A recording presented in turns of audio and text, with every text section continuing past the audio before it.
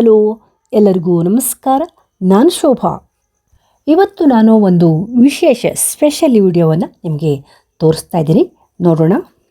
ಶ್ರೀ ಬಸವೇಶ್ವರ ದೇವಸ್ಥಾನ ಪುನರ್ ಪ್ರತಿಷ್ಠಾಪನೆ 25ನೇ ವರ್ಷದ ರಜತ ಮಹೋತ್ಸವ ದಿನಾಂಕ 15, 16, 17, 18 ಫೆಬ್ರವರಿ 2026. 4 ದಿನಗಳ ಕಾಲ ಅತ್ಯಂತ ಯಶಸ್ವಿಯಾಗಿ ಅರ್ಥಪೂರ್ಣವಾಗಿ ಸಡಗರ ಸಂಭ್ರಮದಿಂದ ನೆರವೇರಿತು. ಇದು ಎಲ್ಲರಿಗೂ ಗೊತ್ತಿರುವಂಥ ವಿಷಯ.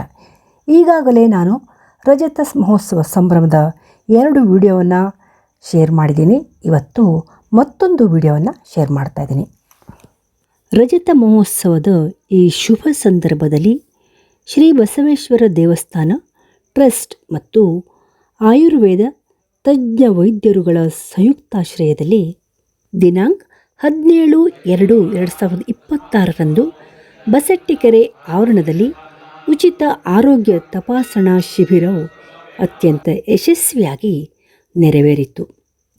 ಒಂದೇ ಕಾಲೇಜಿನಲ್ಲಿ ಓದಿದ ಸ್ನೇಹಿತರಾದ ಆಯುರ್ವೇದ ವೈದ್ಯರುಗಳಾದ doctor Yashodha Hombal Dharwad, doctor Chandrashekhar Desai Dharwad, doctor Satish Hiremath Channagiri, doctor Babagouda Patil Raybag, doctor Nabhiraj Patil Chikkodi, doctor Sevantika Rotti Hubballi, doctor Vahini Naik ನಿವೃತ್ತ ವೈದ್ಯರು Sirsi, doctor Geeta Hegde Vivekananda Nagar Sirsi, doctor Lokesh SK Sirsi ಇವರ ಸಮೂಹದಲ್ಲಿ ನಡೆದ ಕಾರ್ಯಕ್ರಮವು ಅತ್ಯಂತ ಯಶಸ್ವಿಯಾಗಿ ಅರ್ಥಪೂರ್ಣವಾಗಿ ನೆರವೇರಿತು.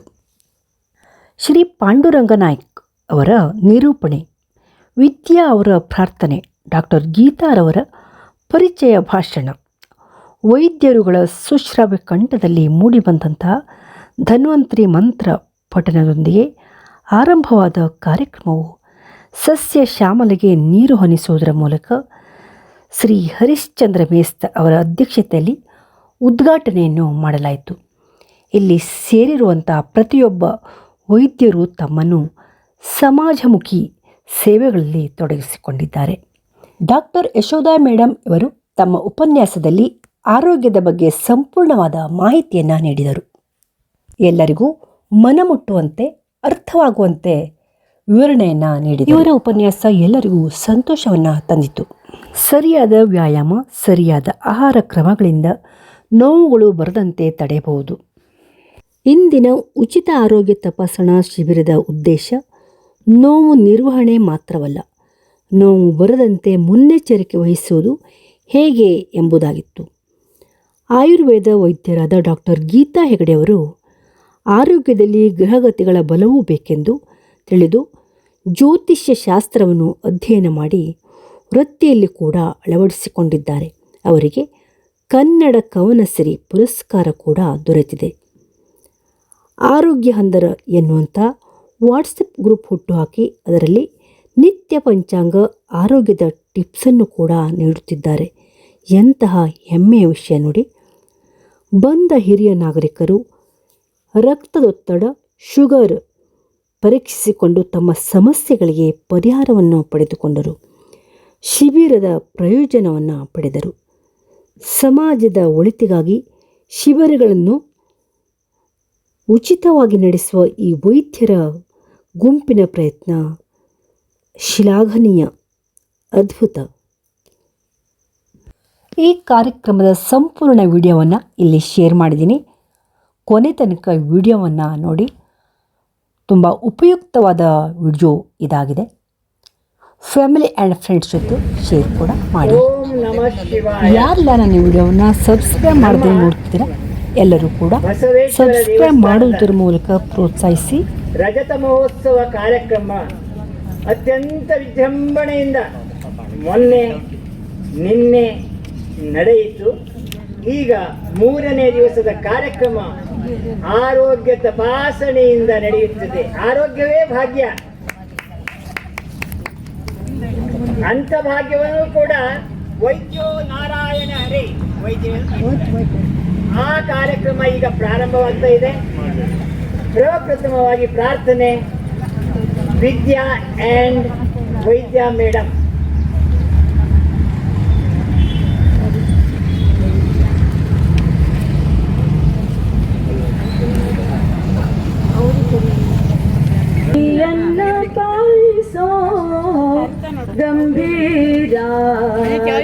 ಗಣಪತಿಯನ್ನ ಪಾಲಿಸೋ ಗಂಭೀರ ಪಾರ್ವತಿ ನಂದನ ಸುಂದರ ವದನ ಪಾರ್ವತಿ ನಂದನ ಸುಂದರ ವದನ ಸರ್ವಾಧಿಸುರ ಪ್ರಿಯ ಶಿರವಾಗುವೆನ ಸರ್ವಾಧಿಸುರ ಪ್ರಿಯ ಶಿರವಾಗುವೆನ ಗಣಪತಿಯನ್ನ ಪಾಲಿಸೋ ಗಂಭೀರ ಗಣಪತಿಯನ್ನ ಪಾಲಿಸೋ ಗಂಭೀರ ಪಂಕಜನಯನ ಶ್ರೀ ವೆಂಕಟ ವಿಠಲನೆ ಕಿಂಕರನೆ ನಿಸನ್ನ ಶಂಕರ ತನಯ ಕಿಂಕರನೆ ನಿಸನ್ನ ಶಂಕರ ತನಯ ಗಣಪತಿಯನ್ನ ಪಾಲಿಸೋ ಗಂಭೀರ ಗಣಪತಿಯನ್ನ ಪಾಲಿಸೋ ಎನ್ನ ಪಾಲಿಸೋ ಎನ್ನ ಪಾಲಿಸೋ ಗಂಭೀರ.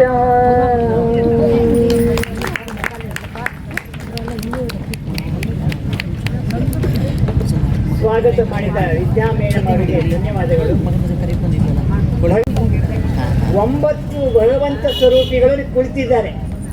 9 ಮಂದಿ ವೈದ್ಯರು ಭಗವಂತನ ಸ್ವರೂಪಿಯಾಗಿ ಕೂತಿದ್ದಾರೆ. ಅವರಿಗೆ ಮತ್ತು ಇಲ್ಲಿರುವಂಥ ಎಲ್ಲರಿಗೂ ಒಂದೇ ವಾಕ್ಯದಲ್ಲಿ ಸ್ವಾಗತವನ್ನು ಬಯಸುತ್ತಾ ಆ ಭಗವಂತನನ್ನು ಸ್ಮರಿಸುತ್ತಾ ಪರಿಚಯವನ್ನ ನಮ್ಮವರೇ ಆದ ಗೀತಾ ಮೇಡಮ್ ಅವರು ಮಾಡಿಕೊಡ್ಬೇಕಂತ ವಿನಂತಿಸ್ತಾರೆ.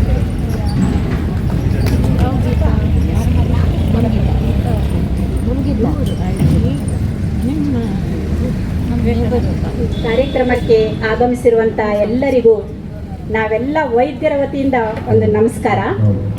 ನೀವು ಆಯುರ್ವೇದಕ್ಕೆಲ್ಲ ಸಪೋರ್ಟ್ ಕೊಡಲಿಕ್ಕೆ ಅಂತ ಬಂದಿದ್ದೀರಿ. ನಿಮಗೆ ನಾನು ಎಲ್ಲ ನಮ್ಮ ವೈದ್ಯ ಮಂಡಳಿ ಇವರನ್ನೆಲ್ಲರನ್ನೊಮ್ಮೆ ಪರಿಚಯ ಮಾಡಿಬಿಡ್ತೇನೆ. ಆಯುರ್ವೇದ ಚಿಕಿತ್ಸಾ ಪದ್ಧತಿ ಅತ್ಯಂತ ಸನಾತನ ಪದ್ಧತಿಯಾಗಿದ್ದು ಆರೋಗ್ಯವಂತನ ಆರೋಗ್ಯ ಕಾಪಾಡೋದಕ್ಕೆ ಹೆಚ್ಚಿನ ಮಹತ್ವವನ್ನು ಕೊಟ್ಟಿದೆ.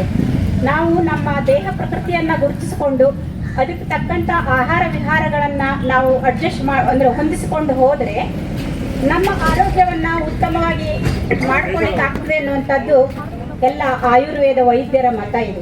ಯಾವಾಗಲೂ ಆಯುರ್ವೇದ ವೈದ್ಯರು ಹಾಗೆ ಹೇಳ್ತಾರೆ, ನಮ್ಮ ಆಹಾರ ವಿಹಾರದಲ್ಲೇ ನಮ್ಮ ಆರೋಗ್ಯವನ್ನು ಚೆನ್ನಾಗಿ ಇಟ್ಕೊಳ್ಬಹುದು ಅಂತ ಹೇಳಿ. ಹಾಗಾಗಿ ಈ ದಿನ ನಮ್ಮ ಕಾರ್ಯಕ್ರಮಕ್ಕೆ ನಮ್ಮ ಒಂದು ಎಲ್ಲ ಆಯುರ್ವೇದ ವೈದ್ಯರನ್ನೇ ನಾವು ಒಂದು ಅತಿಥಿ ವೈದ್ಯರುಗಳಾಗಿ ಆಹ್ವಾನ ಮಾಡಿದ್ದೇವೆ. ಅವರ ಪರಿಚಯ ಹೀಗಿದೆ. ಡಾಕ್ಟರ್ ಯಶೋಧ ಹೊಂಬಳ್ ಇವರು ಧಾರವಾಡದ ನಿವಾಸಿಗಳಾಗಿದ್ದು 2002ರಲ್ಲಿ ಕಾಯಚಿಕಿತ್ಸಾ ವಿಷಯದಲ್ಲಿ MDಯನ್ನು ಮುಗಿಸಿ ಪ್ರಸ್ತುತ ಧಾರವಾಡದ CB ಗುತ್ತಲ್ ಆಯುರ್ವೇದ ಕಾಲೇಜಿನಲ್ಲಿ ಉಪನ್ಯಾಸಕರಾಗಿ ಕಾರ್ಯನಿರ್ವಹಿಸ್ತಾ ಇದ್ದಾರೆ. ಜೊತೆಗೆ ಧಾರವಾಡದ ಜಯನಗರದಲ್ಲಿ ತಮ್ಮ ಆರೋಗ್ಯ ಸ್ಪರ್ಶ ಆಸ್ಪತ್ರೆಯ ಪಂಚಕರ್ಮ ತಜ್ಞರು ಆಗಿದ್ದಾರೆ. ಮೂಳೆ ಮಾಂಸ ನರಗಳ ತೊಂದರೆಗಳ ಬಗ್ಗೆ ವಿಶೇಷ ಅಧ್ಯಯನ ಮಾಡಿದಂಥ ಇವರು 3000ಕ್ಕಿಂತಲೂ ಅಧಿಕ ಯಶಸ್ವಿ ಪಂಚಕರ್ಮ ಚಿಕಿತ್ಸೆಯನ್ನ ಪೂರೈಸಿದ್ದಾರೆ. ಚಿಕ್ಕ ವಯಸ್ಸಿನಿಂದಲೂ ಉತ್ತಮ ವಾಗ್ಮಿಗಳಾದಂಥ ಇವರು ಇಂದು ಈ ಕಾರ್ಯಕ್ರಮದಲ್ಲಿ ದೈನಂದಿನ ಜೀವನದಲ್ಲಿ ಸಂದು ನೋವುಗಳ ನಿರ್ವಹಣೆ ಕುರಿತು ಉಪನ್ಯಾಸವನ್ನ ನೀಡಲಿದ್ದಾರೆ.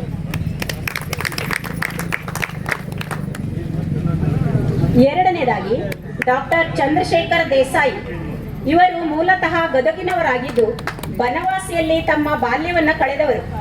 ಇವರು ಧಾರವಾಡದಲ್ಲಿ ತಮ್ಮ ಸ್ವಂತದ ಕ್ಲಿನಿಕ್ ಅನ್ನು ನಡೆಸ್ತಾ ಇದ್ದಾರೆ.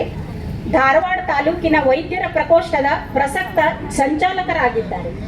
ಹಾಗೂ ಇವರು ಹಿಂದೂ ಸಮಾಜದ ಉನ್ನತಿಯ ಧ್ಯೇಯವನ್ನು ಹೊಂದಿಕೊಂಡು ಅನೇಕ ಧಾರ್ಮಿಕ ಕಾರ್ಯಕ್ರಮಗಳಲ್ಲಿ ಹಿಂದೂ ಸಮಾಜವನ್ನ ಉತ್ತೇಜಿಸುವಂತ ಕಾರ್ಯಕ್ರಮಗಳಲ್ಲಿ ಭಾಗಿಯಾಗ್ತಾನೂ ಇದ್ದಾರೆ ಮತ್ತು ಧಾರವಾಡದ ವಿಭಾಗದ ಭಾರತೀಯ ಜನತಾ ಪಕ್ಷದ ಮಾಜಿ ಉಪಾಧ್ಯಕ್ಷರಾಗಿದ್ದಾರೆ. ಮೂರನೇದಾಗಿ ಡಾಕ್ಟರ್ ಸತೀಶ್ ಹಿರೇಮಠ್ ಇವರು ಚನ್ನಗಿರಿ ತಾಲೂಕಿನ ಬಸವ ಪಟ್ಟಣದವರಾಗಿದ್ದು ಸುತ್ತ 20 ಹಳ್ಳಿಗಳಿಗೆ ಒಬ್ಬರೇ ವೈದ್ಯರಾಗಿದ್ದಾರೆ. ಇವರು ತಮ್ಮ ಸ್ವಂತದ ಗುರುಬಸವ ಕ್ಲಿನಿಕ್ನಲ್ಲಿ ಹಳ್ಳಿಗರಿಗಾಗಿ ಬೆಳಿಗ್ಗೆಯಿಂದ ರಾತ್ರಿಯ ತನಕವೂ ರವಿವಾರವೂ ಬಿಡುವಿಲ್ಲದಂತೆ ಚಿಕಿತ್ಸೆ ನೀಡುತ್ತಾ ರೋಗಿಗಳ ಸೇವೆ ಮಾಡುತ್ತಿದ್ದಾರೆ. ಅಡಿಕೆ ಬೆಳೆಗಾರರು ಆದ ಇವರು ನೇರ ನುಡಿಯ ಸ್ನೇಹ ಜೀವಿಗಳು. ಡಾಕ್ಟರ್ ಬಾಬಾಗೌಡ ಪಾಟೀಲ್ ಇವರು ರಾಯಭಾಗ್ ತಾಲೂಕಿನ ಕುಡಚಿಯವರಾಗಿದ್ದು ಸಂಜೀವಿನಿ ಮಲ್ಟಿ ಸ್ಪೆಷಾಲಿಟಿ ಆಸ್ಪತ್ರೆಯ ನಿರ್ದೇಶಕರಾಗಿದ್ದಾರೆ. ಇವರು Lions who got the silver jubilee celebration 31/7B ಇದರ ಅಧ್ಯಕ್ಷರಾಗಿದ್ದರು. ಅಲ್ಲದೆ ಅಂತರ್ ಜಿಲ್ಲಾ ಲಯನ್ಸ್ ಅಧ್ಯಕ್ಷರ ನಡುವೆ ನೀಡುವಂತಹ ಬೆಸ್ಟ್ ಪ್ರೆಸಿಡೆಂಟ್ ಪ್ರಶಸ್ತಿ ಇವರಿಗೆ ಲಭಿಸಿದೆ. ಕೊರೋನಾ ಸಮಯದಿಂದಲೂ ಅನೇಕ ಆರೋಗ್ಯ ಶಿಬಿರಗಳನ್ನು ನಡೆಸುತ್ತಿರುವ ಇವರು ಸಮಾಜಕ್ಕೆ ಆ ಮೂಲಕ ನೆರವಾಗುತ್ತಿದ್ದಾರೆ. ಡಾಕ್ಟರ್ ನಾಭಿರಾಜ್ ಪಾಟೀಲ್ ಇವರು ಚಿಕ್ಕೋಡಿ ತಾಲೂಕಿನ ಬಿಡಕಿಹಾಳದ ನಿವಾಸಿಗಳಾಗಿದ್ದು ಶ್ರೀ ಪದ್ಮ ಆಯುರ್ವೇದ ಮತ್ತು ಪಂಚಕರ್ಮ ಆಸ್ಪತ್ರೆಯ ವೈದ್ಯರು. BRME ಸಂಸ್ಥೆಯ ಚೇರ್ಮನ್ ರಾಗಿದ್ದು ಈ ಸಂಸ್ಥೆಯ ಅಡಿ ಅನೇಕ ಅಂಗಸಂಸ್ಥೆಗಳನ್ನು ಹೊಂದಿದ್ದಾರೆ. ಆಚಾರ್ಯ ದೇಶಭೂಷಣ ಗ್ರೂಪ್ ಆಫ್ ಕಾಲೇಜ್ಗಳನ್ನು ನಡೆಸುತ್ತಿದ್ದು ಅನೇಕ ಬಡ ಮಕ್ಕಳಿಗೆ ಉಚಿತ ಶಿಕ್ಷಣವನ್ನ ನೀಡುತ್ತಾ ಇದ್ದಾರೆ. ಭಾಗ್ಯೋದಯ ಮಹಿಳಾ ಮಂಡಳಿಯ ಮೂಲಕ ಅನೇಕ ಮಹಿಳೆಯರಿಗೆ ನೆರವಾಗಿದ್ದಾರೆ. ಪ್ರತಿ ವರ್ಷ ವಧುವರರ ಸಮಾವೇಶವನ್ನು ನಡೆಸುತ್ತಿರುವ ಇವರು ಸಮಾಜ ಕಲ್ಯಾಣ ಕಾರ್ಯವನ್ನ ಮಾಡುತ್ತಿದ್ದಾರೆ.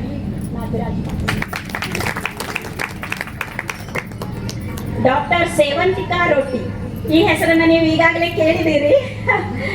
ಡಾಕ್ಟರ್ ಸೇವಂತಿಕಾ ರೊಟ್ಟಿ ಇವರು ಹುಬ್ಬಳ್ಳಿಯ ನಿವಾಸಿಗಳಾಗಿದ್ದು ಆಯುರ್ವೇದದಲ್ಲಿ MDಯನ್ನು ಮುಗಿಸಿ ಔಷಧ ವಿಜ್ಞಾನ ಶಾಸ್ತ್ರ ಎಂಬ ವಿಷಯದಲ್ಲಿ PhD ಪದವಿಯನ್ನು ಮುಗಿಸಿದ್ದಾರೆ.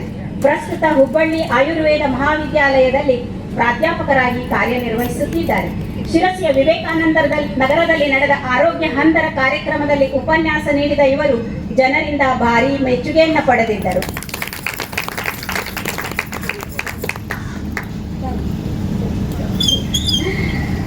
ಡಾಕ್ಟರ್ ವಾಹಿನಿ ನಾಯ್ಕ್ ಇವರು ಮೂಲತಃ ಬೈರುಂಬೆ ಸಮೀಪದ ಬೆಳಲೆಯವರಾಗಿದ್ದು ಈ ಭಾಗದ ಜನರಿಗಂತೂ ಚಿರಪರಿಚಿತರು. ಶಿರಸಿಯ ಬಸಟ್ಟಿಕೆರೆ ಭಾಗದ ನಿವಾಸಿಗಳಾಗಿದ್ದು ಶಿರಸಿಯ ಸರ್ಕಾರಿ ಆಯುರ್ವೇದ ಆಸ್ಪತ್ರೆಯಲ್ಲಿ ಉತ್ತಮ ಕಾರ್ಯನಿರ್ವಹಿಸಿದ ಇವರು ಕಾರವಾರದ ಜಿಲ್ಲಾ ಆಸ್ಪತ್ರೆಯಲ್ಲಿ ಕೂಡ ಅಚ್ಚುಕಟ್ಟಾದ ಕೆಲಸ ಮಾಡಿ ನಂತರ ನಿವೃತ್ತಿ ಹೊಂದಿದ್ದಾರೆ. ಆದರೆ ಇವರು ಕೇವಲ ಉದ್ಯೋಗದಿಂದಷ್ಟೇ ನಿವೃತ್ತಿ ಹೊಂದಿದ್ದಾರೆ. ಸರ್ಕಾರಿ ಉದ್ಯೋಗದಿಂದ ಮಾತ್ರ ಜನರಿಗೆ ಆರೋಗ್ಯ ಸೇವೆ ಮಾಡುವ ಮಾರ್ಗದರ್ಶನ ಮಾಡುವ ವಿಚಾರದಲ್ಲಿ ಈಗಷ್ಟೇ ವೃತ್ತಿಗೆ ಸೇರಿದವರಷ್ಟೇ ಉತ್ಸಾಹಿಗಳಾಗಿದ್ದಾರೆ. ಡಾಕ್ಟರ್ ಗೀತಾ ಹೆಗಡೆ ಇವರು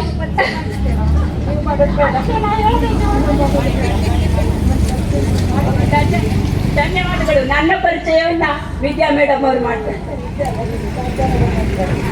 ಶಾರದಾ ವೈದ್ಯ ಅವರು ಗೀತಾ ಮೇಡಮಿನ ಅತಿ ಹತ್ತಿರದಿಂದ ಪರಿಚಯ ಅವರು ಮಾಡಿಕೊಡ್ತಾರೆ.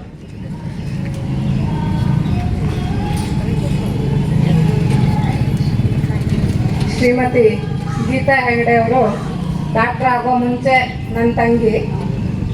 ಅವಳ ಬಗ್ಗೆ ಹೇಳಬೇಕು ಅಂದರೆ ಇವರು ಶಿರಸಿಯ ವಿವೇಕಾನಂದ ನಗರದ ನಿವಾಸಿ, ಅಲ್ಲಿಯೇ ಸ್ವಂತದ ಕ್ಲಿನಿಕ್ ನಡೆಸುತ್ತಿದ್ದಾರೆ.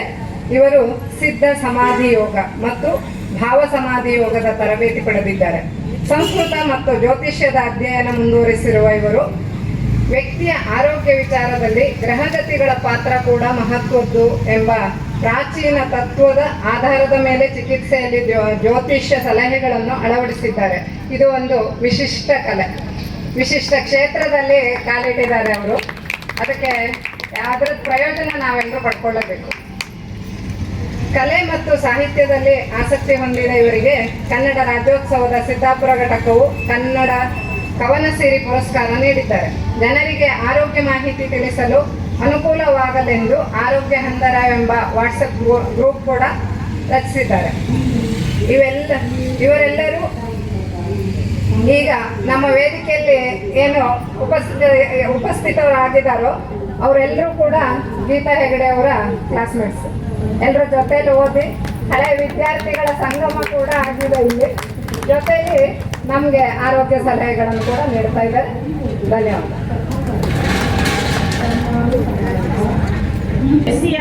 ಐದ್ಕತ್ರೆ ಹತ್ರ ಅವರದ್ದು ವೀರಭದ್ರೇಶ್ವರ ಡಯಾಗ್ನೋಸ್ಟಿಕ್ ಅಂತ ರಕ್ತ ಪರೀಕ್ಷಾ ಕೇಂದ್ರ ಇದೆ.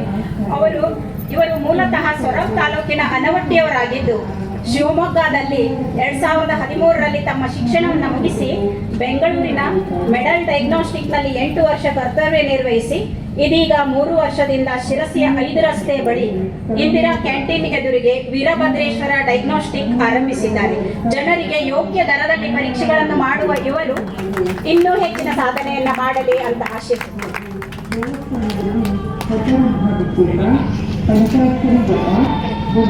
ಈಗ ವೈದ್ಯರುಗಳಿಗೆ ಗೌರವಯುತ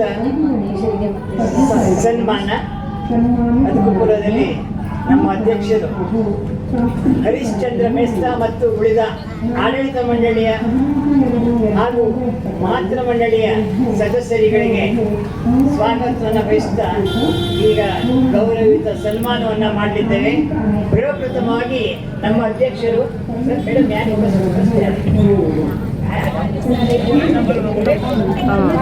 ಮೊದಲನೇದು ನಮ್ಮ ಯಶೋಧಾ ಮೇಡಮ್ ಅವರಿಗೆ ನಮ್ಮ ಅಧ್ಯಕ್ಷರು ಗೌರವವನ್ನು ಸಲ್ಲಿಸಬೇಕಾಗಿ ವಿನಂತಿಸಿಕೊಳ್ತೇನೆ.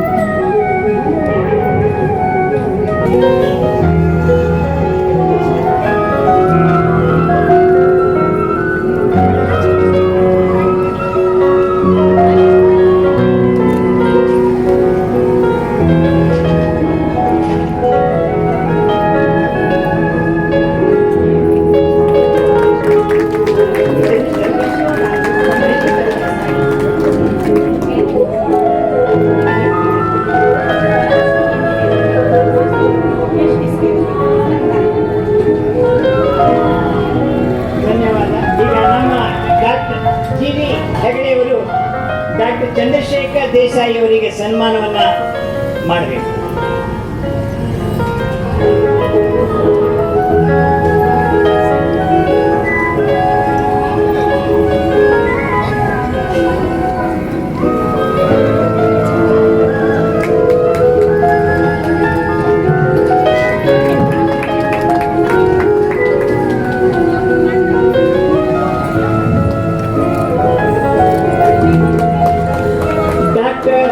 ಸತೀಶ್ ಹಿರೇಮಠ್ ಅವರಿಗೆ ನಮ್ಮ ಪ್ರೊಫೆಸರ್ ವರ್ಣೇಕರ್ ಅವರು ಮಾಡಬೇಕು.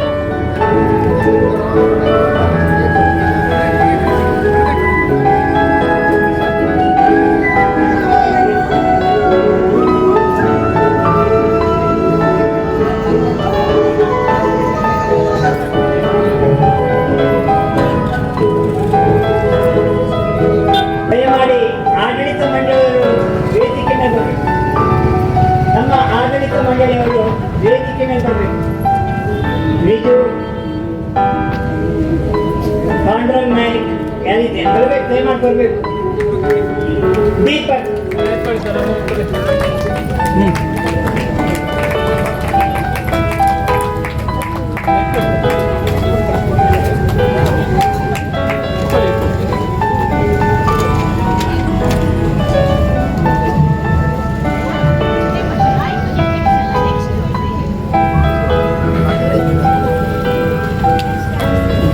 ಬಾಬಾಗೌಡ ಪಾಟೀಲ್, ಡಾಕ್ಟರ್ ಬಾಬಾಗೌಡ ಪಾಟೀಲ್, ಪಾಂಡರಂಗಾಗಿ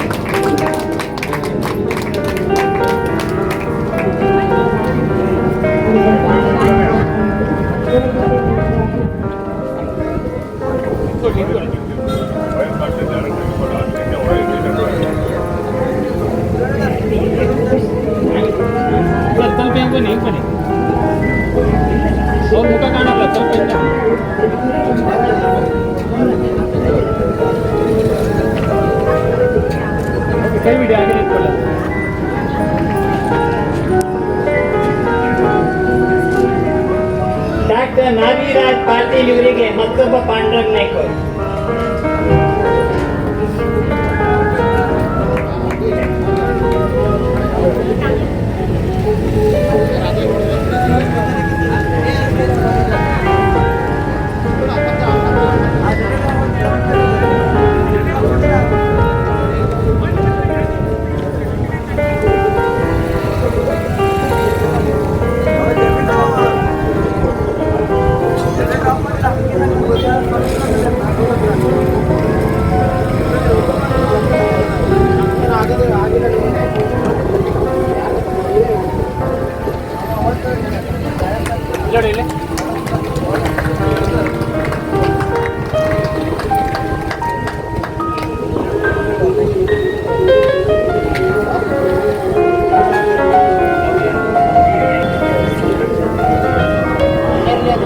ಡಾಕ್ಟರ್ ಶ್ರೇಯಂತಿಕಾ ರೊಟ್ಟಿ ಇವರಿಗೆ ಬಿಜು ಅವರು ಮಾಡಬೇಕು. ವಿಜಯ್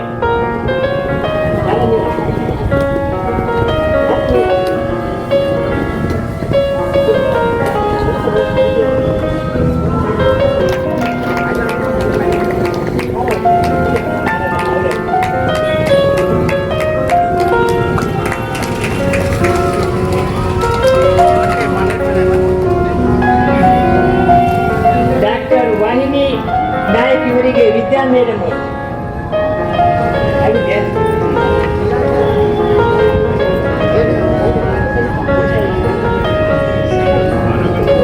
ಸವಿತಾ ಮೇಡಮ್.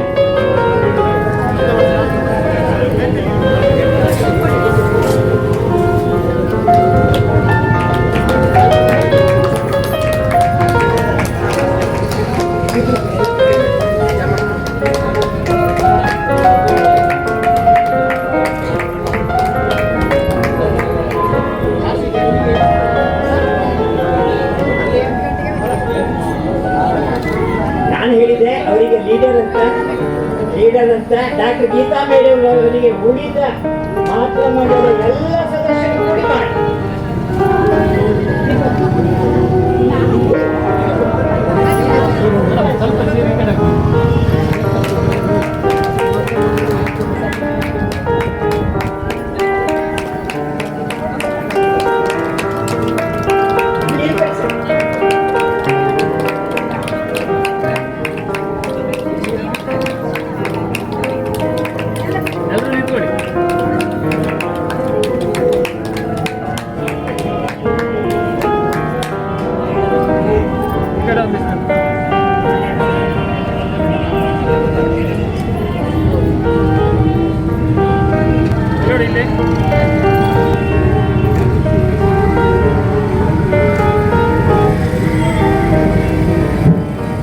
ಲೋಕೇಶ್ SK ಇವರಿಗೆ ಉಳಿದ ಎಲ್ಲ ಆಡಳಿತ ಮಂಡಳಿಯ ಸದಸ್ಯರಿಂದ ಗೌರವ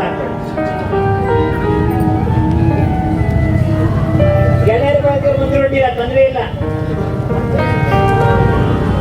ಗೆಳೆಯರ ಅಧ್ಯಕ್ಷರು ನಮ್ಗೆ ಗೆಳೆಯರು ಇಂಪಾರ್ಟೆಂಟ್.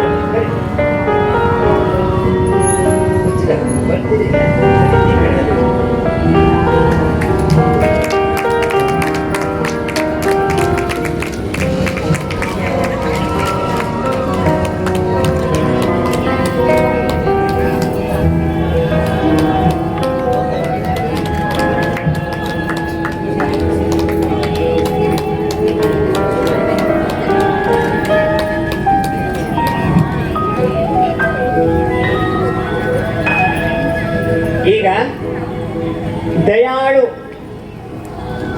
ಕೃಪಾನಿಧಿ ವಾಹಿನಿ ಮೇಡಮ್ ಮತ್ತು ಯಶೋಧ ಅವರು ಬಂದರೆ, ಶ್ರೀಕೃಷ್ಣ ಯಶೋಧ ಅಂತಾರೆ, ನಮ್ಮ ಆರೋಗ್ಯ ಉಪನ್ಯಾಸ ನೀಡಲಿಕ್ಕೆ ಅವರಿಂದ ಉದ್ಘಾಟನೆ ನೀರೆರೆಯುವುದರ ಮೂಲಕ ಎಲ್ಲ ವೈದ್ಯರು ಬಂದು ತಂದೆ.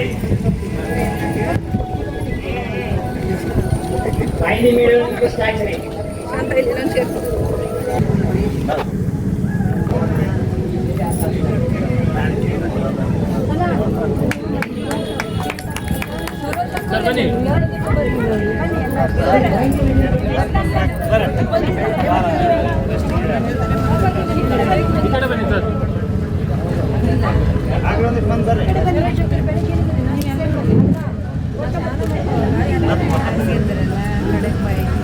ಉದ್ಘಾಟನೆಯನ್ನು ಮಾಡಿದಂಥ ಎಲ್ಲರಿಗೂ ಧನ್ಯವಾದಗಳು. ಈಗ ನಮ್ಮ ಆರೋಗ್ಯವನ್ನು ಕಾಪಾಡುವ ಧನ್ವಂತರಿ ಭಗವಂತ ಅವರ ಶ್ಲೋಕವನ್ನ ಗೀತಾ ಮೇಡಮ್ ಮತ್ತು ಸಂಗಡಿಗರು ಹೇಳ್ತಾರೆ.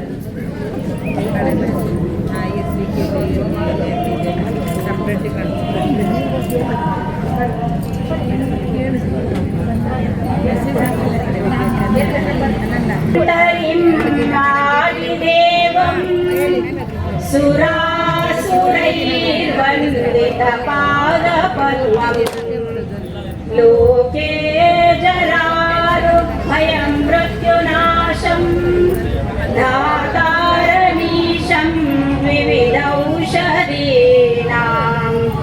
धन्वन्तरिं रमानाथं सर्वरोगनिवारकम् आयुर्वेदं प्रवक्तारं वन्दे पीयूषदायकं सर्वे जनाः सुखिनो भवन्तु ॐ शान्ति शान्ति शान्ति ಜ್ಯೋತಿರಾಯುರ್ವೇದದ ಒಂದು ಇದು ಇರೋದ್ರಿಂದ ನಾವು ನವಗ್ರಹಗಳನ್ನು ಒಮ್ಮೆ ನೆನಪು ಮಾಡಿಕೊಂಡು ಬಿಡೋಣ. ಆದಿತ್ಯಾಯ ಚ ಸೋಮಾಯ ಮಂಗಳಾಯ ಬುಧಾಯ ಚ ಗುರು ಶುಕ್ರ ಶನಿಭ್ಯಶ್ಚ ರಾಹವೇ ನಮಃ. ಮನೆಯಲ್ಲಾದ್ರೂ ಜಪಿಸೋಣ, ಆರೋಗ್ಯವಂತರಾಗೋಣ. ಈಗ ಯಶೋಧಾ ಮೇಡಮ್ ಅವರ ಉಪನ್ಯಾಸ ಕಿವಿಗೊಟ್ಟು ಕೇಳಿ. Side by side.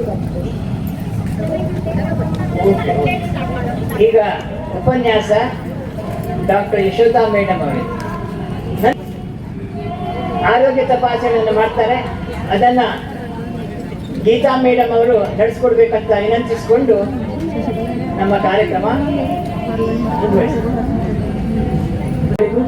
ಹಾಗೂ ಸದಸ್ಯರಿಗೂ, ನನ್ನ ಎಲ್ಲ ಸಹಪಾಠಿಗಳಿಗೂ, ವೈದ್ಯ ಮಿತ್ರರಿಗೂ, ನೆರೆದಂತಹ ಎಲ್ಲ ಸಭಿಕರಿಗೂ ನನ್ನ ನಮಸ್ಕಾರಗಳು.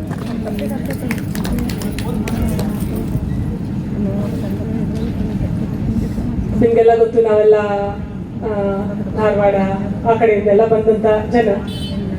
ಸಿರ್ಸಿ ಅನ್ನುವ ಊರು, ಉತ್ತರ ಕನ್ನಡ ಅನ್ನುವ ಜಿಲ್ಲೆ, ಇದನ್ನೆಲ್ಲ ಪುಸ್ತಕದಲ್ಲಿ ಓದಿ ಮಾತ್ರ ಗೊತ್ತಿದ್ದ ದಿನಗಳವು ನಮಗೆ. ಆ ಸಮಯದಲ್ಲಿ ಅಂದ್ರೆ ನಾನು ಹೇಳ್ತಾ ಇರೋದು 36 ವರ್ಷಗಳ ಹಿಂದಿನ ಮಾತು. ಸೊ ಆ ಸಮಯದಲ್ಲಿ ಮೊಟ್ಟ ಮೊದಲ ಬಾರಿಗೆ ಈ ಶಿರ್ಸಿಯ ಸೊಬಗನ್ನ, ಇಲ್ಲಿಯ ಒಂದು ಸಂಸ್ಕೃತಿಯನ್ನ ಎಲ್ಲವನ್ನ ನಮಗೆ ಪರಿಚಯಿಸಿದವಳು ನಮ್ಮ ಗೀತಾ. ಸೊ 1936 ವರ್ಷದ ಕೆಳಗೆ ಮೊಟ್ಟ ಮೊದಲ ಬಾರಿಗೆ ನಾವಿಲ್ಲಿ ಶಿರ್ಸಿಗೆ ಬಂದು ಇದನ್ನೆಲ್ಲ ಅನುಭವಿಸಿದ್ರು. ಇಲ್ಲಿ ಸಂಸ್ಕೃತಿಯಲ್ಲಿ ನೋಡುವಾಗ ನನಗೆ ತುಂಬಾ ಆಶ್ಚರ್ಯ ಆಗ್ತಿತ್ತು. ಮಾರಿಕಮ್ಮ ಜಾತ್ರೆಗೆ ನಮ್ಮೆಲ್ಲ ಕರ್ಬಿಟ್ಲವಳು 12-13 ಜನ. ಈಗಿನ ಕಾಲದಲ್ಲಿ ಮನೆ ಮಕ್ಕಳು ಮನೆಗೆ ಬಂದ್ರೆ ಭಾರ ಅನ್ನೋರು 12-13 ಜನ ಕರ್ಕೊಂಡು ಇವಳು ಎಲ್ಲಿ ಹೊರಟ್ಲಪ್ಪ ಅಂತ. ಅವಳ ತಾಯಿಯ ಸ್ನೇಹಿತೆ ಮನೆಯಲ್ಲೂ ನಮ್ಗೆ ಇರ್ಲಿಕ್ಕೆ ಅನುಕೂಲ. ಅಂದ್ರೆ ನಾನು ಹೇಳೋದು, ನಿಮ್ಮೆಲ್ಲರ ಅತಿಥಿ ಸತ್ಕಾರವನ್ನ ನಾವು ಆಗಿಂದಲೇ ಅನುಭವಿಸೋರು, ಆನಂದಿಸೋರು. ಮುಂದೆ ಈಗ ಒಂದು 15 ವರ್ಷಗಳ ನಂತರ, ಅಂದ್ರೆ ಆ ಸ್ನೇಹದ 15 ವರ್ಷದ ಪರಿಚಯದ ನಂತರ ಏನು ಕಾಕತಾಳಿಯೋ ಗೊತ್ತಿಲ್ಲ, ಇಲ್ಲಿಯ ಸಮೀಪದ ಬಿಸಿಲುಕೊಪ್ಪ, ನಿಮ್ಗೆಲ್ಲ ಗೊತ್ತಿರೋ ಊರಾಗಿರ್ಬೋದು, ಬಿಸಿಲುಕೊಪ್ಪದ MK ಹೆಗಡೆ ಅವರ ಮಗಳು ನನ್ನ ತಮ್ಮನ ಹೆಂಡತಿಯಾಗಿ ನನ್ನ ಮನೆಗೆ ಬಂತು. ಸೊ ನನ್ನ ತಾಯಿ ಎಲ್ಲೋ ಶಿರ್ಸಿ ಜನ ಅಂತೆಲ್ಲ ಒಂದ್ಸರಿ ಹೇಳೋ, ನಾನು ಪಟ್ಟ ಅಂತ ಹೇಳ್ಬಿಟ್ಟೆ, ತುಂಬಾ ಸುಸಂಸ್ಕೃತ ಜನ, ನಮ್ಮ ವಿಚಾರ ಮಾಡ್ಬೇಡ, ನಾವೆಲ್ಲ ತಂದ್ಬೇಡ ಅವಳನ್ನ ಅಂತ. ಸೊ ನಮ್ಮ ಆಸೆಗೆ ಎಂದೂ ಕೊಂದು ಕೊರತೆ ಬರದಂಗೆ ನನ್ನ ಅತ್ತಿಗೆ ಇವತ್ತಿನ ಒಳಗೆವರೆಗೂ ನಮ್ಮ ಮನೆಯನ್ನ ಚೆನ್ನಾಗಿ ನಗ್ನಗ್ತಾ ಬೆಳೆಸ್ತಾ ಇದ್ದಾರೆ. ಸೊ ಈ ರೀತಿಯಾಗಿ ಸಿರ್ಸಿಯ ಪರಿಚಯ ನನಗೆಲ್ಲ ತುಂಬಾ ನಿಕಟವಾದದ್ದು. ಧಾರವಾಡದಲ್ಲಿ ಹುಟ್ಟಿ ಬೆಳೆದವಳಾದ್ರೂ ಇಲ್ಲಿಯ ಸಂಬಂಧ, ಇಲ್ಲಿಯ ಇದೆಲ್ಲ ನನಗೆ ಪರಿಚಯ. ಇನ್ನು ನೇರವಾಗಿ ನಮ್ಮ ಇಂದಿನ ವಿಷಯಕ್ಕೆ ಬರೋದಾದ್ರೆ, ಯಾಕೆ ಈ ವಿಷಯನ ನಾನು ಆಯ್ಕೊಂಡೆ ಅಂತ. ಕಳೆದ 30 ವರ್ಷದಿಂದ ನಾನು ಆಯುರ್ವೇದ ಪ್ರಾಕ್ಟೀಸ್ ಮಾಡ್ತಾ ಇದ್ದೀನಿ. ನನ್ನಲ್ಲಿ ಬರುವ ರೋಗಿಗಳ ಸಂಖ್ಯೆಯಲ್ಲಿ 60-70% ಹೆಚ್ಚಿಗೆ ಬರುವವರು ಈ ಸಂಧಿ ನೋವಿನವರೇ. ಒಂದಿಲ್ಲ ಒಂದು ನೋವು, ಕುತ್ತಿಗೆ ನೋವು, ಬೆನ್ನು ನೋವು, ಕಾಲು ನೋವು, ಈ ನೋವಿನವರು. ಅವರೆಲ್ಲ ಬಂದಾಗ ಏನ್ ಹೇಳ್ತಾರೆ ಗೊತ್ತಾ? ಹೇಗಿದ್ದೀರಿ ಪ್ರಶ್ನೆ ಎಲ್ಲ ಬಂದಾಗ ಕೂತ್ಕೊಂಡ ತಕ್ಷಣ ಕೇಳೋ ಮೊದಲೇ ಪ್ರಶ್ನೆ, ಹೇಗಿದ್ದೀರಿ? ಫಸ್ಟ್, ಏನ್ ಡಾಕ್ಟ್ರೆ, ಇದ್ದು ಸತ್ತಂಗ್ ಬದುಕ್ತಾ ಇದ್ದೀವಿ, ಇದೇ ಉತ್ತರ. ನಾನು ಸುಮಾರು ದಿನಗಳನ್ನ ಅನಲೈಸ್ ಮಾಡಕ್ ಶುರು ಮಾಡಿದೆ. ಈ ಮಾತಿನ ಅರ್ಥ, ಇದ್ದು ಸತ್ತಂಗ್ ಬದುಕೋದು ಅಂದ್ರೆ ಏನು ಅಂತ. ಕೊನೆಗೊಂದ್ಸರಿ ನಂಗೆ ಅರ್ಥ ಆಯ್ತು. ಏನಂದ್ರೆ, ಸಜೀವ ವಸ್ತುವಿಗೂ ನಿರ್ಜೀವ ವಸ್ತುವಿಗೂ ಏನಂತರ? ಉಸಿರಾಡೋದನ್ನ ಬಿಟ್ಟ ಮೇಲೆ ಮತ್ತೇನಂತರ? ಅವು ಚಲಿಸ್ತವೆ, ಇವು ಚಲಿಸೋದಿಲ್ಲ ಅಂತ. ಸೊ ನಾನು ಏನ್ ಕಂಡ್ಕೊಂಡೆ ಅದು, ಅದ್ರ ಮಾತಿನ ಅರ್ಥ ಏನು ಅಂದ್ರೆ, ಉಸಿರಾಡ್ತಾ ಇದ್ದೀವಿ ಆದ್ರೆ ಯಾವುದೇ ಚಟುವಟಿಕೆ, ಚಲನವಲನೆ ಸರಿಯಾಗಿಲ್ಲ. ಸೊ ಆ ಚಲನೆ ವಲನೆ ಇಲ್ಲದ ಜೀವನ ಅಂದ್ರೆ ಇದ್ದು ಸತ್ತ ಹಾಗೆ ಬದುಕೋದು ಅಂತ. ಇದೇ ರೀತಿ ನಾವು ಅಂಕಿ ಅಂಶಗಳನ್ನ ಗಮನಿಸ್ತಾ ಹೋದ್ರೆ, ನಾನೀಗ ನೆಟ್ ಅಲ್ಲಿ ಒಂದ್ಸರಿ ಸರ್ಚ್ ಮಾಡ್ತಾ ಹೋದಾಗ ನಿಜವಾಗಿಯೂ ಬೆಚ್ಚಿ ಬೀಳಿಸುವಂತ ಅಂಕಿ ಅಂಶಗಳು. ನಂಬ್ತೀರಾ, ಜಗತ್ತಿನ ಸಂದು ನೋವಿನಿಂದ ಬಳಲುವಂತಹ ಜನಸಂಖ್ಯೆ 61 ಕೋಟಿಗೂ ಹೆಚ್ಚು. 61 ಕೋಟಿಗೂ ಹೆಚ್ಚು ಜನ ಸಂದು ನೋವಿನಿಂದ ಬಳಲ್ತಾ ಇದ್ದಾರೆ. ನಾವು ಭಾರತೀಯ ಅಂಕಿಅಂಶವನ್ನು ಹಾಗೆ ಒಂದು ನಾನು ಇಂಟ್ರೆಸ್ಟಿಗೆ ನೋಡ್ತಾ ಹೋದೆ. ಒಂದು 55-60 ವರ್ಷದ ಮೇಲ್ಪಟ್ಟವ್ರನ್ನಷ್ಟೇ ನಾನು ನೋಡಿದ್ದು. ಅಂದ್ರೆ ಅದಕ್ಕಿಂತ ಮುಂಚೆ ನಮ್ಗೆ ಸಿಗ್ತಾ ಇದ್ದಾರೆ ಈಗ ಪೇಷಂಟು. ಅಲ್ಲಿ ನೋಡಿದ್ರೆ 1,80,00,000 ಹೆಚ್ಚಿನ ಮಹಿಳೆಯರು, ಸುಮಾರು 91 ಕೋಟಿಯಷ್ಟು ಜನ ಪುರುಷರು ಈ ಸಂಧಿ ನೋವಿನಿಂದ ನರಳ್ತಾ ಇದ್ದಾರೆ. ಸೊ ಇಷ್ಟೊಂದು ಸಂಧಿ ನೋವಿರುವಂತಹ ಇಷ್ಟೊಂದು ತೊಂದರೆಗೆ ನಾವು ಯಾಕೆ ಒಳಪಡ್ತಾ ಇದ್ದೀವಿ, ಯಾವ ತಪ್ಪುಗಳನ್ನೇ ನಾವು ಮಾಡ್ತಾ ಇದ್ದೀವಿ, ನನ್ನಿಂದ ಸಾಧ್ಯವಾದಷ್ಟು ಏನು ಅಂತ ಅವೇರ್ನೆಸ್ ಅನ್ನ ಜನರಲ್ಲಿ ಕ್ರಿಯೇಟ್ ಮಾಡಬಹುದು ಅನ್ನೋ ಉದ್ದೇಶದಿಂದ ನಾನು ಇವತ್ತ ನಿಮ್ಮ ಎದುರುಗಡೆ ನಿಂತ್ಕೊಂಡಿದ್ದೀನಿ. ನಾನೆಷ್ಟು ಬಲ್ಲವಳು ಅಥವಾ ನನಗೆ ಸಂದು ನೋವಿಗೆ ಬಗ್ಗೆ ಎಷ್ಟು ನನಗೆ ಗೊತ್ತಿದೆ ಅಂತ ಹೇಳಿಕೊಳ್ಳೋದಕ್ಕಿಂತ ಕುಳಿತವರಲ್ಲಿರುವ ಸಮಸ್ಯೆಗಳು ಅಥವಾ ಒಂದೇನು ಇವಲ್ಲಿ ಒಂದೇನು ಪ್ರಶ್ನೆಗಳಿರ್ತಾವಲ್ಲ, ನಾನೆಷ್ಟು ಉತ್ತರವಾಗಿ ಜಾಸ್ತಿ ಖುಷಿ ಕೊಡುತ್ತೆ. ಸೊ ಯಾರಿಗೆ ಯಾವುದೇ ಸಮಯದಲ್ಲಿ ನಾನು ಮಾತಾಡುವಾಗ ಮಧ್ಯದಲ್ಲಿ ಏನಾದರೂ ಕೇಳಬೇಕು ಅನ್ಸಿದ್ರೆ ಏನು ತೊಂದರೆ ಇಲ್ಲದೆ ಎದ್ದು ನಿಂತು ನನ್ನ ಪ್ರಶ್ನೆ ಮಾಡಿ ತಿಳ್ಕೊಬಹುದು. ಇಂದಿನ ಟಾಪಿಕ್ ದಿನನಿತ್ಯದ ಜೀವನದಲ್ಲಿ ಸಂದು ನೋವಿನ ನಿವಾರಣೆ ಅಲ್ಲ. ನಾನು ಹೇಳಿದೆ ತಪ್ಪಾತು, ನಿವಾರಣೆ ಬರಿಬಾರ್ದಿತ್ತು, ನೀನು ನಿರ್ವಹಣೆ ಬರಿಬೇಕಿತ್ತು ಅಂತ. ಸೊ ಸಂದು ನೋವಿನ ನಿರ್ವಹಣೆ ಯಾಕೆ ನಾನು ಇಷ್ಟು ಪರ್ಟಿಕ್ಯುಲರ್ ಆಗಿ ನಿರ್ವಹಣೆ ಅಂತ ಹೇಳ್ತೀನಿ, ಒಂದು ಸಣ್ಣ ಈ ಮಾತಿನ ಬಗ್ಗೆ ನಾನು ಕ್ಲಾರಿಫಿಕೇಶನ್ ಕೊಡಕ್ಕೆ ಇಷ್ಟಪಡ್ತೀನಿ. ಯಾವ ರೀತಿ ಮಗು ಹುಟ್ಟುವ ಮುಂಚೆಯೇ ತಾಯಿ ಎದೆಯಲ್ಲಿ ಹಾಲು ಮೂಡ್ಬಿಟ್ಟಿರುತ್ತೆ, ಆ ರೀತಿ ಬ್ರಹ್ಮನು ತನ್ನ ಮಕ್ಕಳನ್ನು ಸೃಷ್ಟಿಸುವ ಮೊದಲೇ, ಮಾನವರ ಜನರನ್ನಲ್ಲಿ ಸೃಷ್ಟಿಸುವ ಮೊದಲೇ ಆಯುರ್ವೇದವನ್ನ ಭೂಲೋಕಕ್ಕೆ ಅವನು ಆಲ್ರೆಡಿ ಸೃಷ್ಟಿಸಿ ಬಿಟ್ಟಿದ್ದ. ಅಷ್ಟು ಪುರಾತನವಾದದ್ದು ಆಯುರ್ವೇದ. ಇತಿಹಾಸ ಏನು ಅಂದ್ರೆ ನಾವು ಹುಟ್ಟೋಗಿಂತ ಮುಂಚೆನೆ ಇರುವಂತಹ ಆಯುರ್ವೇದ. ಮುಂದೆ ನಿಮ್ಗೆಲ್ಲ ಗೊತ್ತು, ಸಮುದ್ರ ಮಂಥನದಲ್ಲಿ ಸುರಾಸುರರಾದ್ರು, ಅಲ್ಲಿ ಧನ್ವಂತರಿ ಅಮೃತ ಕಲಶ ಉತ್ಪನ್ನವಾಗಿ ಬಂತು. ಹೀಗೆ ಮುಂದೆ ಬ್ರಹ್ಮನಿಂದ ಇಂದ್ರ ಕಲಿತ, ಇಂದ್ರನಿಂದ ಚರಕ ಬಂದ, ಈ ರೀತಿಯಾಗಿ ಬಂತು. ಪ್ರೆಸೆಂಟ್ ಅವೈಲೇಬಲ್ ಗ್ರಂಥಗಳು ನಮಗೆ ಯಾವಿದ್ದಾವೆ ಅಂತಂದ್ರೆ ಚರಕ, ಸುಶ್ರುತ ಮತ್ತು ವಾಗ್ಭಟರು ರಚಿಸಿದಂತಹ ಲಿಖಿತ ಗ್ರಂಥಗಳು ನಮಗೆ ಓದಲಿಕ್ಕೆ ಲಭ್ಯವಾಗಿದ್ದಾವೆ. ಓಕೆ, ಸೊ ಈಗ ನಾವು ಅವ್ರನ್ನ ಏನ್ ಮಾಡ್ತೀವಿ, ಚರಕ, ಸುಶ್ರುತ, ವಾಗ್ಭಟರನ್ನ ನಾವು ಆಪ್ತರು ಅಂತ ಕರಿತೀವಿ. ಈಗ ಒಂದು ವಿಷಯದ ಜ್ಞಾನ ಆಗ್ಬೇಕು ಅಂದ್ರೆ ಹೆಂಗಾಗುತ್ತೆ, ಒಂದು ಪ್ರತ್ಯಕ್ಷ, ನಾನು ಇದು ನೋಡ್ತೀನಿ, ಇದು ಕೆಂಪು ಬಣ್ಣ, ಇದು ಹಸಿರು ಬಣ್ಣ ಹೇಳ್ಬಿಡ್ತೀನಿ. ಇನ್ನೊಂದು ರೀತಿ ಜ್ಞಾನ ಏನು, ಅದು ಪ್ರತ್ಯಕ್ಷ ಜ್ಞಾನ, ನನ್ನ ಕಣ್ಣಿಂದ ನೋಡಿದೆ, ನಾನು ಕಂಡ್ಕೊಂಡೆ. ಇನ್ನೊಂದು ಜ್ಞಾನ ಏನು, ಅನುಮಾನ. ಎಲ್ಲೋ ಒಂದ್ ಕಡೆ ಏನೋ ಒಂಥರ ಹೊಗೆ ಬಂತು, ನಾವ್ ಅನ್ಕೋತೀವಿ ಅಲ್ಲಿ ಯಾರೋ ಬೆಂಕಿ ಹಾಕಿದಾರಪ್ಪ, ಮೋಡ ಕಾಣ್ತು, ನಾವ್ ಅನ್ಕೋತೀವಿ ಅಲ್ಲಿ ಯಾರೋ ಇನ್ನು ಮಳೆ ಆಗ್ಬೋದು. ಸೊ ಇದೆಲ್ಲ ಅನುಮಾನದಿಂದ ತಿಳಿದುಕೊಳ್ಳುವಂಥದ್ದು. ಇದನ್ನೆಲ್ಲ ಮೀರಿ ಆಯುರ್ವೇದ ನಂಬುವಂಥದ್ದು ಏನು ಅಂದ್ರೆ ಆಯು ಕಾಮಾಯ ಮಾನೇನ ಧರ್ಮಾರ್ಥ ಸುಖ ಸಾಧನಂ ಆಯುರ್ವೇದೋಪದೇಶೇಶು ವಿಧೇಯ ಪರಮಾದರ. ನಿನಗೆ ಯಾವ ಶಂಕೆಯೇ ಬೇಡ, ನೀನು ಧರ್ಮ ಅರ್ಥ ಸುಖ ಸಾಧನಗಳನ್ನು ಬಯಸುವವನಾಗಿದ್ದಲ್ಲಿ ಆಯುರ್ವೇದದಲ್ಲಿ ವಿಧೇಯದಿಂದ ಪರಮಾದರನಾಗಿ ನೀನು ಪಾಲಿಸು. ಯಾಕಂದ್ರೆ ಇದನ್ನು ಹೇಳಿದವರು ಆಪ್ತರು. ಆಪ್ತರು ಅಂದ್ರೆ ಯಾರು, ನನ್ಗೊಂದು ನೊಬೆಲ್ ಪಾರಿತೋಷಕ ಬರಬೇಕು ಅಥವಾ ನಾನೊಂದು PhD ಡಿಗ್ರಿಯಲ್ಲಿ ಏನೋ ಒಂದೊಂದು ಅವಾರ್ಡ್ ಆಗ್ಬೇಕು ಅಂತ ಈ ವಿಜ್ಞಾನವನ್ನು ಬರೆದವರಲ್ಲ. ಈ ವಿಜ್ಞಾನವನ್ನು ಬರೆದವರು ರಜ ತಮ್ಮ ಗುಣಗಳಿಂದ ರಹಿತವಾದಂಥವ್ರು. ಜಗತ್ತಿಗೆ, ಸಮಾಜಕ್ಕೆ ನನ್ನಿಂದ ಏನೂ ಆಗಬೇಕು, ಒಳ್ಳೆಯದನ್ನು ನಾನು ಮಾಡಬೇಕು, ಯಾವುದೇ ಹಣದ ಆಸೆ ಆಗಲಿ, ಅಧಿಕಾರದ ಆಸೆ ಆಗಲಿ, ಅಥವಾ ಇನ್ನೊಂದನ್ನಾಗ್ಲಿ, ಹಣ ಗಳಿಸಬೇಕೆನ್ನೋ ಆಸೆಯಿಂದಾಗ್ಲಿ ಅಲ್ಲ, ಕೇವಲ ಸಮಾಜದ ಒಳತಿಗಾಗಿ ಬರೆದಂತಹ ಒಂದು ವಿಜ್ಞಾನ. ಸೊ ನಾನು ಹೇಳೋದು, ಚರಕ, ವಾಗ್ಭಟ, ಸುಶ್ರುತರನ್ನು ಪ್ರಶ್ನಿಸುವಂತಹ ಇನ್ನೂ ಬುದ್ಧಿವಂತ ಜನ ಈ ಜಗತ್ತಿನಲ್ಲಿ ನಾನು ಹುಟ್ಟಿಲ್ಲ. ಸೊ ಅವ್ರು ಹೇಳಿದ ಯಾವುದೇ ವಾಕ್ಯಗಳು ಇಂದು ನಮಗೆ ಸರಿಯಾಗಿ ಕಾಣದಿದ್ರು 20 ವರ್ಷಗಳ ನಂತರ ಅದೇ ಹೊಸ ವಿಜ್ಞಾನ ಮತ್ತೆ ಈ ಕಡೆಗೆ ಮುಖ ಮಾಡಿ ನಿಲ್ಲುತ್ತೆ. ಸೊ ಇದು ತ್ರಿಕಾಲ ಸತ್ಯವಾದಂತ ವಿಜ್ಞಾನ. ಕಣ್ಣು ಮುಚ್ಚಿ ನಾವು ತೆರೆ ಬಗ್ಗಿಸಿ ಇದನ್ನ ನಾವು ಫಾಲೋ ಮಾಡ್ಬೋದು. ನಾ ಹೇಳ್ತೋ ವಿಷಯ ನಿವಾರಣೆ ಮತ್ತು ನಿರ್ವಹಣೆ. ನಾನು ಇದು ಯಾಕೆ ಹೇಳಿದೆ ಅಂದ್ರೆ, ಚರಕಾಚಾರ್ಯರು ಕ್ಲಿಯರ್ ಆಗಿ ಮೆನ್ಷನ್ ಮಾಡ್ತಾರೆ ಬುಕ್ ಅಲ್ಲಿ, ಯಾವುದೇ ನೋವು, ಸಣ್ಣ ನೋವು, ವಾತವ್ಯಾಧಿಗಳು 1 ವರ್ಷದ ಒಳಗಡೆ ಇದ್ದರೆ ಮಾತ್ರ ಅದನ್ನ ನಿವಾರಣೆ ಮಾಡಲು ಸಾಧ್ಯ. 1 ವರ್ಷದ ಮೇಲ್ಪಟ್ಟ ಆಯ್ತಾ, ಅದು ನಿರ್ವಹಣೆ ಮಾತ್ರ ಸಾಧ್ಯ. ಸೊ ಚರಕಾಚಾರ್ಯ ಹಾಗೆ ಹೇಳಿದ್ಮೇಲೆ ನಾನು ಇಟ್ಕೊಂಡು ನಿವಾರಣೆ ಮಾಡ್ತೀನಿ ಅಂತ ಹೇಳೋದು ಮೂರ್ಖತನಕ್ಕೂ ವಿಷಯ. ಸೊ ನಾನು ಹೇಳೋದು, ನೀವೆಲ್ಲರೂ ಪ್ರಿಪೇರ್ ಆಗಬೇಕು. ಸೋಂಕು ಸಾರಿ ನಮ್ಗೆ ಸಂದು ನೋವು ಬಂತು ಅಂದ್ರೆ ನಾವು ಅದರಲ್ಲೇ ಬದುಕುವುದಲ್ಲ. ನಾನು ಹೇಳೋದು, ಎಲ್ಲಿವರೆಗೂ ನೀವು ಅದನ್ನ ಪ್ರೀತಿಯಿಂದ, ಕಾಳಜಿಯಿಂದ, ಅದಕ್ಕೆ ಮರ್ಯಾದೆ ಕೊಟ್ಟು ಅದನ್ನ ಉಪಚರಿಸ್ತೀರೋ ನಿಮಗೆ ಏನು ತೊಂದರೆ ಕೊಡೋದಿಲ್ಲ.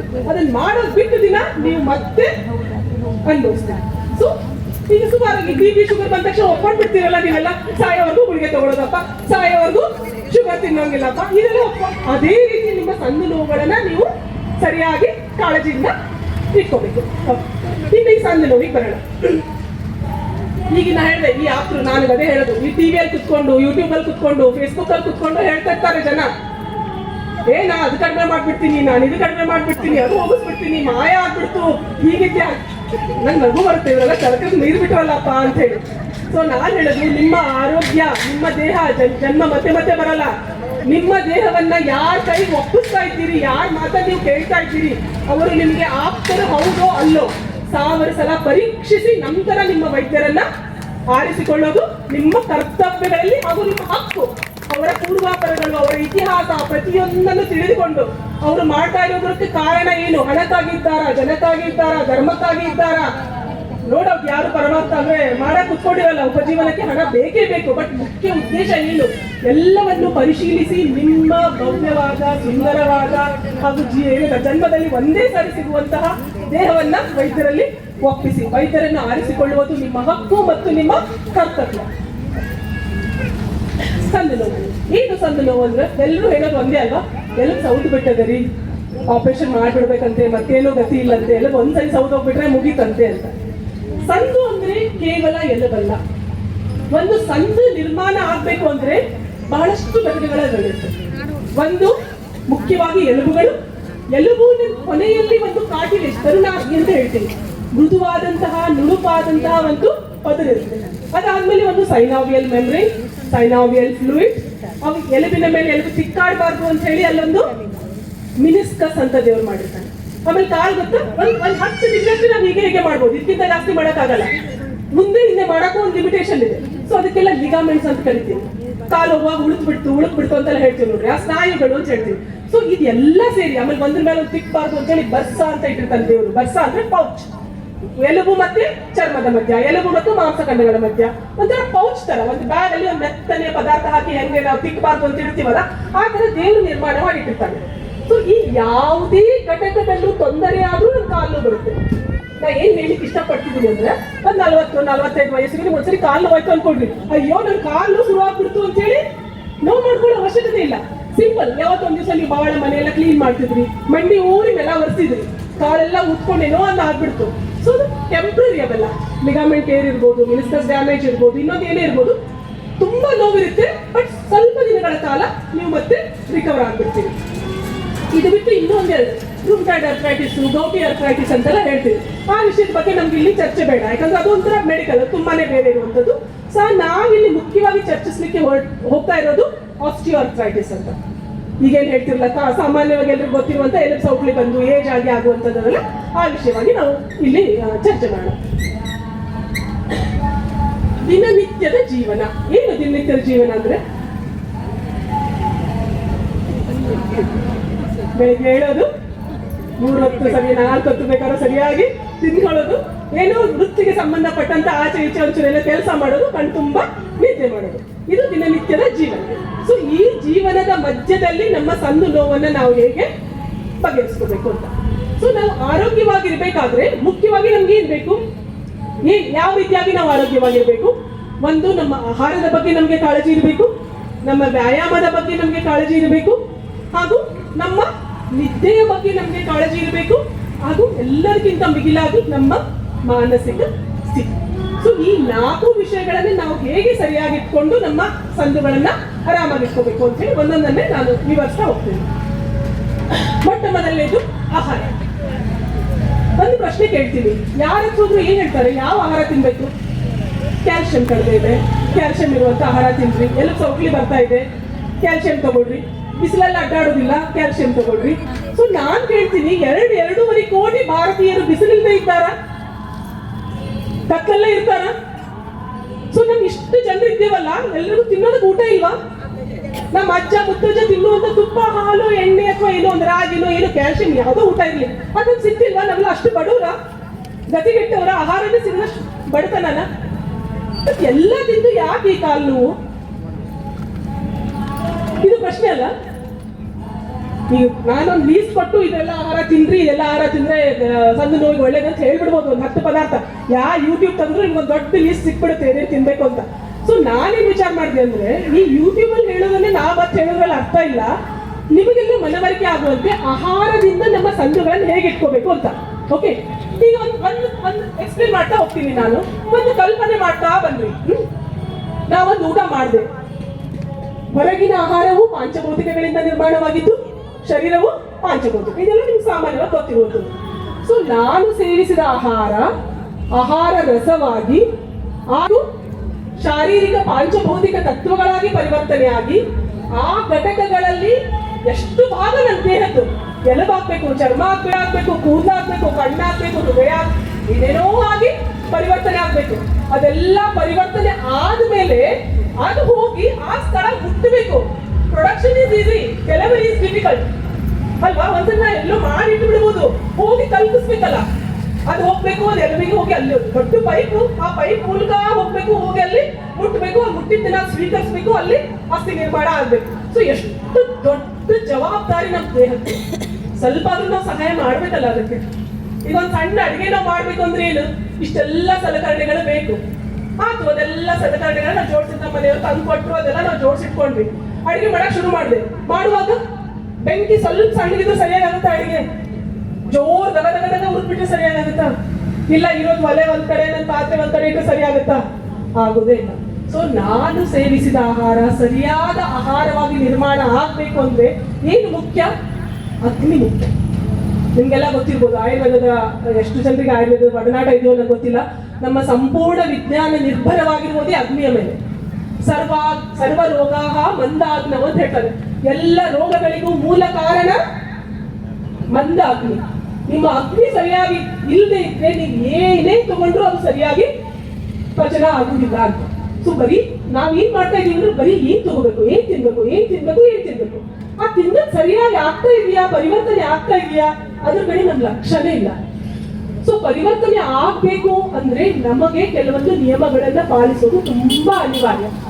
ನೀವು ಹೇಳ್ತಾರಲ್ಲ ಮಾತಲ್ಲಿ, ಯೋಗಿ, 2 ಹೊತ್ತು ಉಣ್ಣುವವನು ಭೋಗಿ, 3 ಹೊತ್ತು ಉಣ್ಣುವವನು. ನಾವೆಲ್ಲ ರೋಗಿಗಳಾಗಿ ಎಷ್ಟೋ ಕಾಲ ಆಗುತ್ತೆ, ಕೊನೆಗೆ ರೋಗಿಗಳಾಗ ಉಳಿಯಲ್ಲ, ಹೆಣವಾಗಿ ಹೋಗೋದು ಬೇಡ ಅಂತ 4 ಹೊತ್ತು 5 ಹೊತ್ತು ಉಂಟು ಅಲ್ವಾ?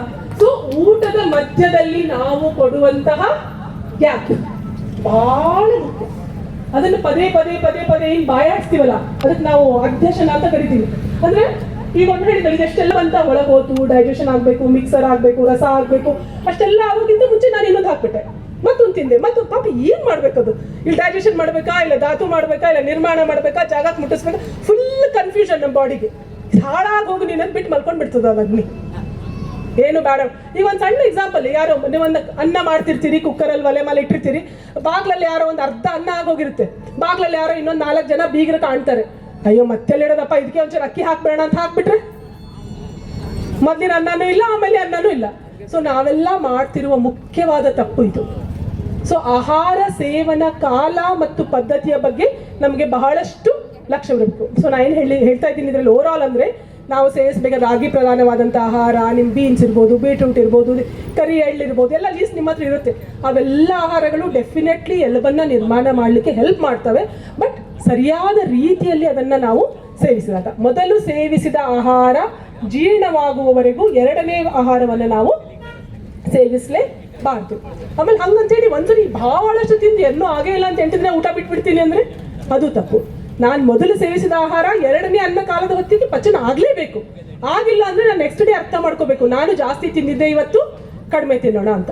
ಸೊ ಸರಿಯಾದ ಪ್ರಮಾಣದಲ್ಲಿ ಆಹಾರದ ಸೇವನೆಯನ್ನು ನಾವು ಮಾಡೋದು ಬಹಳ ಬಹಳ ಬಹಳ ಮುಖ್ಯ. ಒಂದು. ಇನ್ನು ವ್ಯಾಯಾಮ, 2ನೇದು. ವ್ಯಾಯಾಮ ಅಂದರೆ ಏನು? ಯಾವುದೇ ಅಲ್ಲ. ಈಗ ನಮ್ಗೆ 2 ಪದ್ಧತಿ, 2 ಅನ್ನಕಾಲ, ಇಲ್ಲ 3 ಅನ್ನಕಾಲ. ಈ 2 ಅನ್ನಕಾಲದ ಪದ್ಧತಿ ಬಹಳ ಕಡಿಮೆ ಆಗೋಗಿದೆ. ಸೊ ಬೆಳಗ್ಗೆ 8 ಗಂಟೆಗೆ ಒಂದ್ಸರಿ ನಾವೇನಾದ್ರು ಸ್ವಲ್ಪ ಅಲ್ಪ ಪ್ರಮಾಣದಲ್ಲಿ ತಿನ್ಬೇಕು. ಕಫಕಾಲ, ಆವಾಗ ಅಗ್ನಿ ಸರಿ ಇರುವುದಿಲ್ಲ. ಸೊ ಅಲ್ಪ ಪ್ರಮಾಣದಲ್ಲಿ ತಿನ್ಕೊಂಡ್ರೆ, ಮತ್ತೆ ಮಧ್ಯಾಹ್ನ 1ರಿಂದ 2ರ ಮಧ್ಯ, ಸಾಯಂಕಾಲ 7ರಿಂದ 8ರ ಮಧ್ಯ, ಇದು 1 ಅನ್ನಕಾಲದ ಪದ್ಧತಿ.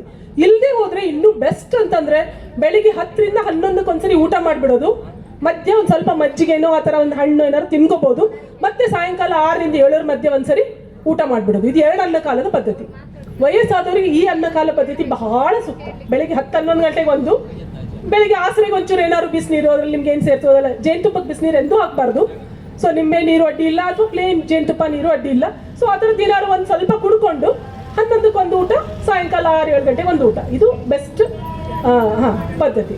ಯಾಕಂದ್ರೆ ವಯಸ್ಸು ಆಗ್ತಾ ನಿಮಗೆಲ್ಲ ಗೊತ್ತಲ್ಲ, ಬಾಲ್ಯಾವಸ್ಥೆಯಲ್ಲಿ ಕಫಕಾಲ, ಮಧ್ಯಾವಸ್ಥೆಯಲ್ಲಿ ಪಿತ್ತಕಾಲ, ವಯಸ್ಸಾದಂಗೆ ವಾತಕಾಲ. ಸಾಮಾನ್ಯವಾಗಿ ಅದರ ಪ್ರಕೃತಿಯ ನಿಯಮ ಇದು, ಜಾಸ್ತಿನೇ ಆಗಿರುತ್ತೆ. ಸೊ ನಮ್ಮ ಊಟದ ಪಚನ ಶಕ್ತಿ ಕಡಿಮೆ ಆಗ್ತಾ ಬರ್ತದೆ ಅವಾಗ.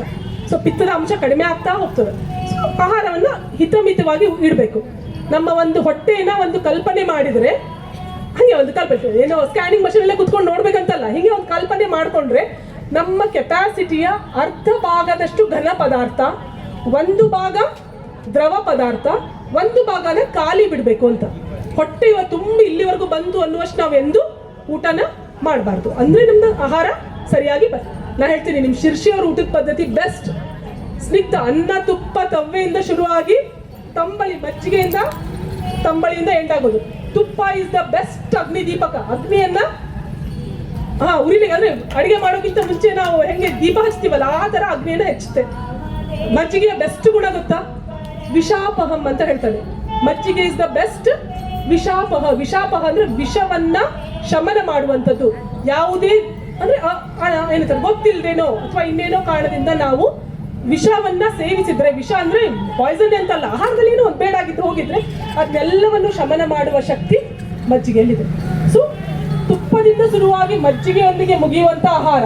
ನಾ ಹೇಳಿದೆ ಅಲ್ವಾ, 1 ಭಾಗ ಸಾಲಿಡ್, 2 ಭಾಗ ಸಾಲಿಡ್, 1 ಭಾಗ ಲಿಕ್ವಿಡ್, 1 ಭಾಗ ಎಂಟಿ ಇರಬೇಕು ಅಂತ ಆಹಾರದಲ್ಲಿ. ನಿಮ್ಮ ಊಟ ನೆನ್ಪು ಮಾಡ್ಕೊಡ್ರಿ, ತಿಳಿಸಾರು, ಮಜ್ಜಿಗೆ ಅಂದ್ರೆ ಈ ಬರೀ ನಾವು ಫ್ರೂಟ್ಸ್ ಎಲ್ಲ ಏನದು ಫ್ರೈಡ್ ರೈಸ್ ತಿಂತೀನಿ, ಒಗ್ಗರಣೆನ ತಿಂತೀನಿ, ಪಲಾವ್ ತಿಂತೀನಿ, ಬರೀ ಗಟ್ಟಿ ಪದಾರ್ಥ, ನೀರೇ ಇಲ್ಲ ಮಧ್ಯದಲ್ಲಿ, ದ್ರವ ಪದಾರ್ಥಗಳಿಲ್ಲ, ಡೈಜೆಷನ್ ಹೆಂಗಾಗುತ್ತೆ.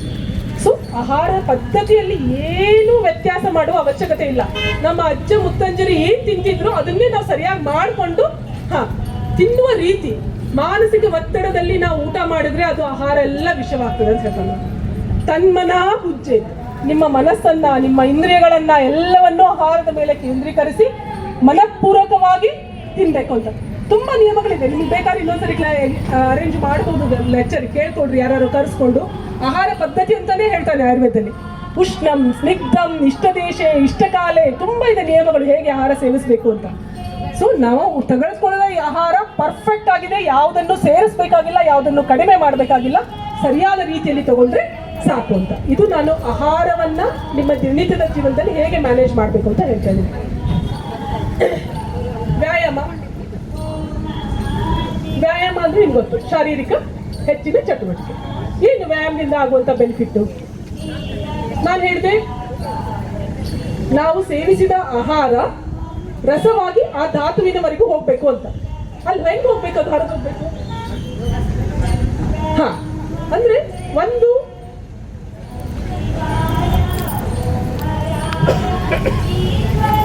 ಅದ್ರ ಮಧ್ಯೆ ನಮಗೆ ಹೇಳಲಿಕ್ಕೆ ಇದು ಮಾಡಲಿಕ್ಕೆ ನಿಜವಾಗ್ಲೂ ಸ್ವಲ್ಪವೂ ಮನಸ್ಸಿಲ್ಲ. ಆದರೆ ನಾವು ಆರೋಗ್ಯ ಶಿಬಿರ ಅಂತ ಇದನ್ನು ಹಾಕ್ಕೊಂಡಿದ್ದಕ್ಕಾಗಿ ಸ್ವಲ್ಪ ಸೈಡಿಗೆ ಬ್ಲಡ್ ಚೆಕಪ್, BP ಚೆಕಪ್ ನಿಧಾನ ಆರಂಭ ಮಾಡ್ತೇವೆ. ನೀವು ಮಾತು ಕೇಳ್ತಾ 2 ನಿಮಿಷದಲ್ಲಿ ಅದನ್ನು ನೋಡಿಸ್ಕೊಂಡು ಮತ್ತೆ ಬಂದು ಕೂತ್ಕೊಳ್ಳಿ. ಧನ್ಯವಾದಗಳು. ಮತ್ತೆ ಬೇರೆ ಮಾತಾಡಬೇಡಿ, ಅದು ಟಿವಿ ಆ ಕಡೆ ಇರಲಿ, ಟ್ರೀಟ್ಮೆಂಟ್ ಈ ಕಡೆ ಇಲ್ಲ. ಇನ್ನೊಂದು 10-15 ನಿಮಿಷ ಮಾತಾಡ್ತೀನಿ ಅಷ್ಟೇ, ಏನು ತೊಂದರೆ ಇಲ್ಲ. ಮಧ್ಯ ಆಗ್ತದೆಯಾ? ವ್ಯಾಯಾಮದ ಬಗ್ಗೆ ನಾನು ಹೇಳ್ತಿದ್ದೆ. ವ್ಯಾಯಾಮ ಅಂದ್ರೆ ಇದ್ರ ಏನು ಉಪಯೋಗ ಏನು? 2-3. ಒಂದು, ಆಹಾರ ತತ್ವಗಳು ಸರಿಯಾಗಿ ಎಲ್ಲ ಭಾಗಕ್ಕೆ ಹೋಗಿ ಮುಟ್ಟಬೇಕು, ಇದು ಮೊದಲನೇದು. 2ನೇದು ಫ್ಲೆಕ್ಸಿಬಿಲಿಟಿ ಅಂತ ಹೇಳ್ತೀವಿ ನಾವು. ಫ್ಲೆಕ್ಸಿಬಿಲಿಟಿ ಅಂದ್ರೆ ನಮ್ಮ ಏನು ಆಕುಂಚನ ಪ್ರಸರಣಗಳೇನಿದಾವಲ್ಲ ಅದು ನಮಗೆ ಸರಿಯಾಗಿ ಆಗಬೇಕು. 3ನೇದು ಅದರಲ್ಲಿ ಒಂದು ಶಕ್ತಿಯನ್ನು ತುಂಬುವಂತಹ ಕೆಲಸ ಆಗಬೇಕು. Strengthening of the muscles, flexibility, strengthening and making the food to reach the area. ಈ 3 ಕೆಲಸಗಳು ನಮ್ಮ ವ್ಯಾಯಾಮದಲ್ಲಿ ಆಗಬೇಕು.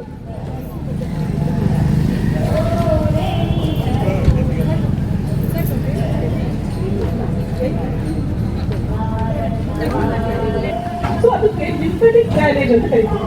ಈ ಲಿಂಫೆಟಿಕ್ ಡ್ರೈನೇಜ್ ಇದೆಯಲ್ಲ, ಅದು ದೇವರು ಮಾಡಿದ ಒಂದು ವಿಶಿಷ್ಟ ನಿರ್ಮಾಣ. ಈ ಶುದ್ಧವಾದದ್ದನ್ನ ಎಲ್ಲ ಭಾಗಕ್ಕೂ ಮುಟ್ಟು ಅಶುದ್ಧವಾದದ್ದೆಲ್ಲ ಸೀದಾ ಹೃದಯಕ್ಕೆ ಹೋಗ್ಬಾರ್ದು. ಕೆಲವೊಂದು ಕಣಗಳು ಸೀದಾ ಹೋಗ್ಬಿಡ್ಬೇಕು, ಕೆಲವೊಂದು ಕಣಗಳು ಈ ಲಿಂಫಾಟಿಕ್ ಡ್ರೈನೇಜ್ ಮೂಲಕ ಹೋಗ್ಬೇಕು ಅಂತ ಒಂದು ದೇವರ ಒಂದು ವ್ಯವಸ್ಥೆ ಅದು. ಸೊ ಬರುವಾಗ ಎಲ್ಲರೂ ಇನ್ಫೆಕ್ಷನ್ಸ್ ಎಲ್ಲ ಇದ್ಬಿಟ್ರೆ ಅದು ಗಂಟೆಗಳೆಲ್ಲ ಏನಾಗುತ್ತಲ್ಲ ಅಲ್ಲಿ ಹಿಡಿದು ಅದೆಲ್ಲ ಸಾಯಿಸಿ ಶುದ್ಧ ಮಾಡಿ ಮತ್ತೆ ಅದು ಶುದ್ಧ ರಕ್ತದೊಟ್ಟಿಗೆ ಸೇರಿಸಿ ಅದು ಪದ್ಧತಿ. ಸೊ ಏನಾಗುತ್ತೆ ವಯಸ್ಸಾಗ್ತಾ ಆಗ್ತಾ ಆಗ್ತಾ ಅಂದ್ರೆ ಈ ಶುದ್ಧ ರಕ್ತ ಅಶುದ್ಧ ರಕ್ತ ಪರಿಚಲನೆಯಲ್ಲಿ ಹೃದಯ ಪಂಪಿಂಗ್ ಆಕ್ಷನ್ ಮಾಡುತ್ತೆ. ಅಲ್ಲಿ ಇದು ನಮ್ಮ ದೇಹ ಮಾಡ್ಬೇಕಾಗಿದ್ದಿಲ್ಲ, ಜೋರಾಗಿ ಮೋಟರ್ ಹಾಕಿ ನೀರಾಗಿ ಏರಿಸ್ತೇವಲ್ಲ ಆ ತರ ಹಿಂಗೆ ಒತ್ತಿ ಬಿಡುತ್ತೆ ಹೋಗ್ಬಿಡುತ್ತೆ ಮತ್ತೆ ಬಂದ್ಬಿಡುತ್ತೆ. ಬಟ್ ಈ ಲಿಂಫಾಟಿಕ್ ಹೃದಯ ಇಲ್ಲ, ಪಂಪ್ ಇಲ್ಲ. ಸೊ ಇದು ಚಲನವಲನ ಆಗೋದು ಹೇಗೆ? ನಮ್ಮ ವ್ಯಾಯಾಮದ ಮೂಲಕ ಮಾತ್ರ ಇದು ಚಲನವಲನ. ವ್ಯಾಯಾಮ ಇಲ್ಲದೆ ಹೋದ್ರೆ ಚಲನವಲನ ಆಗೋದಿಲ್ಲ. ಅದಕ್ಕಾಗಿ ಈ ಲಿಂಫಾಟಿಕ್ ಡ್ರೈನೇಜ್ ಅನ್ನ ನಾವು ಇಂಪ್ರೂವ್ ಮಾಡಬೇಕು ಅಂದ್ರೆ ನಮ್ಮ ಚಲನವಲನೆ ಚಟುವಟಿಕೆ ಬಹಳ ಅಗತ್ಯ. ಒಳಗಿದ್ದದ್ದು ಹೊರಗೆ ಹೋದ್ರೆ ಮಾತ್ರ ಹೊರಗಿಂದ ಮತ್ತೆ ಒಳಗೆ ಬಂದು ಹೋಗ್ಲಿಕ್ಕೆ ಸಾಧ್ಯ. ಅದು ಇರದೇ ಹೋದ್ರೆ ಅಲ್ಲೇ ಒಳಗೆ ಉಳಿತಾ ಉಳಿತಾ ಉಳಿತಾ ಹೋದಂಗೆ ಅದು ಶುದ್ಧ ರಕ್ತ ಅಲ್ಲಿ ಬರುವುದೇ ಇಲ್ಲ. ಅದೇ ಇದು ಫುಲ್ ಇದೆಲ್ಲ ನಾನೇ ಕಲ್ಲು ಹೋಗ್ಲಿ, ಇದು ಫುಲ್ ಇದೆಲ್ಲ ನಾನೇ ಕಲ್ಲು ಹೋಗ್ಲಿ. ಇದೇ ಆಗೋದು ಮುಖ್ಯವಾಗಿ ವಯಸ್ಸಾಗಿ ಕಾಲನ್ನ ಉತ್ಕೊಂಡಿರುತ್ತೆ ನೋಡಿ, ಅದೆಲ್ಲ ಕಡೆ ಉತ್ಕೊಂಡಿರುತ್ತೆ. ಸೊ ನೀವು ಅದನ್ನ ಎಕ್ಸರ್ಸೈಸ್ ಹೆಂಗ್ ಮಾಡ್ಬೇಕು ವ್ಯಾಯಾಮ ಅಂತ ಇಲ್ಲ. ಸುಮಾರು ಜನ ಪೇಷಂಟ್ ಹೇಳ್ತೀನಿ, ಕಾಲ್ ಮಡಿಚಿ ಚಾಚ್ರಿ, ಕಾಲ್ ಹಿಂಗ್ ಮಾಡ್ರಿ ಅಂತೆಲ್ಲ ಎಕ್ಸರ್ಸೈಸ್ ಹೇಳ್ಕೊಡ್ತೀವಿ. ದಿನ ಮಾಡ್ತೀನಿ ಮೇಡಮ್, ಟಿವಿ ನೋಡ್ಕೊಂಡು ಕೂತ್ಕೊಂಡು ಅದೇ ಮಾಡುದ್ರಿ ಕೆಲಸ. ಆ ಟಿವಿಯಲ್ಲಿ ನೋಡ್ತಾ ಇರೋದು ಕಾಲ್ ಸುಮ್ಮನೆ ಹಿಂಗ್ ಮಾಡ್ತಾ ಇರೋದು, ಹಂಗಾಗಿ ಉಪಯೋಗ ಆಗುದೇ ಇಲ್ಲ. ಇಂಕ್ ಪಿಲ್ಲರ್ ಅಲ್ಲಿ ಲಿಂಕ್ ಹಾಕ್ತಿದ್ವಿ ಗೊತ್ತಾ, ಈಗೆಲ್ಲ ಬಾಲ್ ಪೆನ್ ಯೂಸ್ ಮಾಡ್ತೀವಿ. ಹಿಂಗ್ ಒತ್ತಿ ಜೋರ್ ಬಿಟ್ಟು ಹಿಂಗ್ ಮಾಡಿದಾಗ ಮಾತ್ರ ಅದು ಫ್ರೆಶ್ ಬರೋದು. ಸೊ ವ್ಯಾಯಾಮ ಹೇಗಿರ್ಬೇಕಂದ್ರೆ ಹಿಂಗ್ ಹಿಂಗ್ ಹಿಂಗ್ 3 ಸಲ ಮಾಡಿದ್ರು ಉಪಯೋಗ ಇಲ್ಲ. ಒಂದ್ಸರಿ ಒತ್ತಿ ನಾವು ಗಟ್ಟಿ ಒತ್ತಿ ಬಿಟ್ಟಾಗ ಅಲ್ಲಿರುವ ಎಲ್ಲ ಅಶುದ್ಧ ವಸ್ತುಗಳು ಹೊರಗೋಗಿ ಶುದ್ಧವಾದ ವಸ್ತುಗಳನ್ನ ಬರ್ಲಿಕ್ಕೆ ದಾರಿ ಮಾಡ್ತಾರೆ. ಶುದ್ಧವಾದ ವಸ್ತುವಿನ ಜೊತೆಗೆ ಏನ್ ತಗೊಂಡ್ ಬರ್ತದ ಆ ಶುದ್ಧ ವಸ್ತು? ಶುದ್ಧವಾದಂತಹ ರಕ್ತದ ಜೊತೆಗೆ ಅಲ್ಲಿ ಬೇಕಾಗಿರುವಂತಹ ಪೋಷಕ ತತ್ವಗಳು ಹಾಗೂ ಆಕ್ಸಿಜನ್, ಇವೆರಡನ್ನು ಒಟ್ಟಿಗೆ ತಗೊಂಡ್ ಬಂದು ಬರ್ಕೊಳ್ಳೋದು. ಸೊ ಕೆಲವೊಂದು ಭಾಗಗಳಿಗೆ ಕೆಲವೊಂದು ವ್ಯಾಯಾಮಗಳು ನಿರ್ದಿಷ್ಟವಾಗಿ ಬೇಕಾಗ್ತದೆ. ಈ ಮಂಡಿ ನೋವಿನವ್ರಿಗೆ ಏನ್ ಬೇಕು? ಒಂದಿಷ್ಟು ವ್ಯಾಯಾಮಗಳನ್ನ ಗೊತ್ತಿರ್ತಾವಲ್ಲ. ಸೊ ಈಗ ಇಲ್ಲಿ 4 ಭಾಗ, ನೀವು ನಿಮ್ಮ ಕಾಲನ್ನ 4 ಭಾಗವಾಗಿ ವಿಂಗಡಿಸಿ. ಮುಂದೆ ಹಿಂದಿನ ಭಾಗ, ಹಿಂದಿನ ಭಾಗ, ಒಳಗಡೆಯ ಭಾಗ, ಈ ಕಡೆ. ಸೊ ಈ 4 ಭಾಗಕ್ಕೂ ವ್ಯಾಯಾಮ ಆಗುವಂತಹ ಆಸನಗಳನ್ನ ನೀವು ಪ್ರಾಕ್ಟೀಸ್ ಮಾಡಿ. ಈಗ ಮೇಲಿನ ಎಲುಬು ಕೆಳಗಿನ ಎಲುಬು 2 ಎಲುಬಿನ ಮಧ್ಯೆ ಒಂದು ಸ್ವಲ್ಪ ಜಾಗ ಇತ್ತು. ಈ ಜಾಗ ಏನ್ ಮಾಡ್ತಿರ್ತದೆ? ನಿಮ್ಮ ಸಂತನ್ನ ಹೀಗೆ ಹೀಗೆ ಹೀಗೆ ಮಾಡಿ ಅನುಕೂಲ ಮಾಡ್ಕೊಡ್ತೀವಿ. ಇದು ಹೀಗಾಗ್ಬಿಟ್ರೆ ಹಿಂಗ್ ಮಾಡುವಾಗ ಈ ಎಲುಬು ಕಿತ್ತದ್ದು, ಈ ಎಲುಬು ತಿಕ್ಕಿ ತಿಕ್ಕಿ ತಿಕ್ಕಿ ತಿಕ್ಕಿ ಆ ವಸ್ತು ಮೇಲೆ ಹತ್ರ ಮೊಳೆಗಳಿರ್ತಾವಲ್ಲ, ಸಿಬಿಲ್ ಅಂತ ಹೇಳ್ತೀವಲ್ಲ, ಆ ತರ ಎತ್ಕೊಂಡು ಚುಚ್ಚಿದಂಗಾಗಿ ಮುಳ್ಳು ಚುಚ್ಚಿದಂಗಾಗಿ ನೋವುತ್ತೆ. ಹೆಚ್ಚೆ ಇಟ್ಬಿಟ್ರೆ ಮುಳ್ಳು ಚುಚ್ಚಿದಂಗ ಆಗ್ಬಿಡುತ್ತೆ. ಸೊ ಎಲ್ಲ ಕೇಳ್ತೀವಲ್ಲ ನಾವು. ಹೀಗ ಆಗ್ಬಾರ್ದು ಅಂದ್ರೆ ನಾನೇನ್ ಮಾಡ್ಬೇಕು? ಈ ಎಲುಬು ಹೀಗಿರ್ಬೇಕಪ್ಪ, ಹೀಗೆ ಬೀಳ್ಬಾರ್ದು. ಯಾವ್ದಿದೆ ಹಿಂಗ್ ಹಿಡಿದಿರೋದು? ಮೊಣಕಾಲದ ಮೇಲಿನ ಎಲುಬು ಹಿಂಗ್ ಹಿಡಿದು ನನ್ನ ತೊಡೆಯ ಮಾಂಸಖಂಡಗಳು, ಪೋಷಕ ತತ್ವಗಳು ಅಲ್ಲಿ ಬಂದು ತಲುಪ್ತವೆ. ಎರಡನೇದು ಆ ಮಾಂಸಖಂಡಗಳಲ್ಲಿ ಬಲ ಬಂದು ನಿಮ್ಮ ಸಂದುಗಳ ಮಧ್ಯದಲ್ಲಿ ಬೇಕಾದಂತಹ ಪ್ಲೇಸ್ ನಿರ್ಮಾಣ ಆಗಿ ಸಂದುಗಳ ಮೇಲೆ ಒತ್ತಡ ಇರಲ್ಲ, ಮಾಂಸಖಂಡಗಳು ಅದನ್ನ ನಿರ್ವಹಿಸ್ಬಿಡ್ತಾರೆ. ಅದೇ ರೀತಿ ವೇಟ್ ಬೇರಿಂಗ್ ಎಕ್ಸರ್ಸೈಸ್ ಅಂತ ಹೇಳ್ತೀವಿ ನಾವು. ಸ್ಟ್ರೆಂಥನಿಂಗ್ ಒಂದು ಏನಾದ್ರು ವಜ್ಜೆಯನ್ನು ಕಟ್ಕೊಂಡು ಸ್ವಲ್ಪ ಎತ್ತಿಗೆಲ್ಲ ಹೇಳ್ತಾರಲ್ಲ, ಆಮೇಲೆ ಅಥವಾ ಒಂದು ಬ್ಯಾಂಡ್ಸ್ ಅಂತ ಬರ್ತಾವೆ. ಸೊ ಆ ಬ್ಯಾಂಡ್ ಹಾಕೊಂಡು ಸ್ಟ್ರೆಚಿಂಗ್ ಬ್ಯಾಂಡ್ಸ್ ಅಂತ ಬರ್ತಾವೆ. ಸೊ ಅದೆಲ್ಲ ಹಾಕೊಂಡು ಎಕ್ಸರ್ಸೈಸ್ ಮಾಡೋದ್ರಿಂದ ಆ ಮಸಲ್ಸ್ ನಲ್ಲಿ ಸ್ಟ್ರೆಂತ್ ಬರ್ತದೆ. ಸೊ ವ್ಯಾಯಾಮ ಅತ್ಯಂತ ಮುಖ್ಯವಾದಂತಹ ಒಂದು ಘಟಕ ನಿಮ್ಮ ಸಂಧಿ ನೋವಿನ ನಿರ್ವಹಣೆ. 3ನೇದು ನಿದ್ರೆ. ಮಾತ್ರ ನಮ್ಮ ದೇಹ ತನಗೆ ಬೇರಾದಂತಹ ಸತ್ತಂತ ಹೊಲಸಾದಂತ ಅವಶ್ಯಕತೆ ಇಲ್ಲದಂತಹ ವಸ್ತುಗಳನ್ನ ದೇಹದಿಂದ ಹೊರಗೆ ಹಾಕೋ ಕೆಲಸ ಮಾಡ್ತಿದ್ದಾರೆ. ನಾವು ಎಚ್ಚರವಾಗಿರುವಾಗ ಅವು ಯಾವುದೇ ಕೆಲಸಗಳನ್ನ ಅದು ಮಾಡೋದಿಲ್ಲ. ಸೊ ನಿದ್ದೆಯನ್ನ ಸರಿಯಾಗಿ ಪರಿಪೂರ್ಣವಾಗಿ 7 ರಿಂದ 8 ಗಂಟೆಗಳ ಕಾಲ ನಾವು ಮಾಡಲೇಬೇಕು. ಇನ್ನು ನಾವು ಮನಸ್ಸನ್ನ ಸರಿಯಾಗಿ ಇಟ್ಕೋಬೇಕು ಅಂತ ಹೇಳಿದ್ರು. ಮಾನಸಿಕ ಸ್ಥಿತಿ, ಈ ಮಾನಸಿಕ ಸ್ಥಿತಿ ಯಾಕೆ ಸರಿಯಾಗಿರ್ಬೇಕು ಅಂದ್ರೆ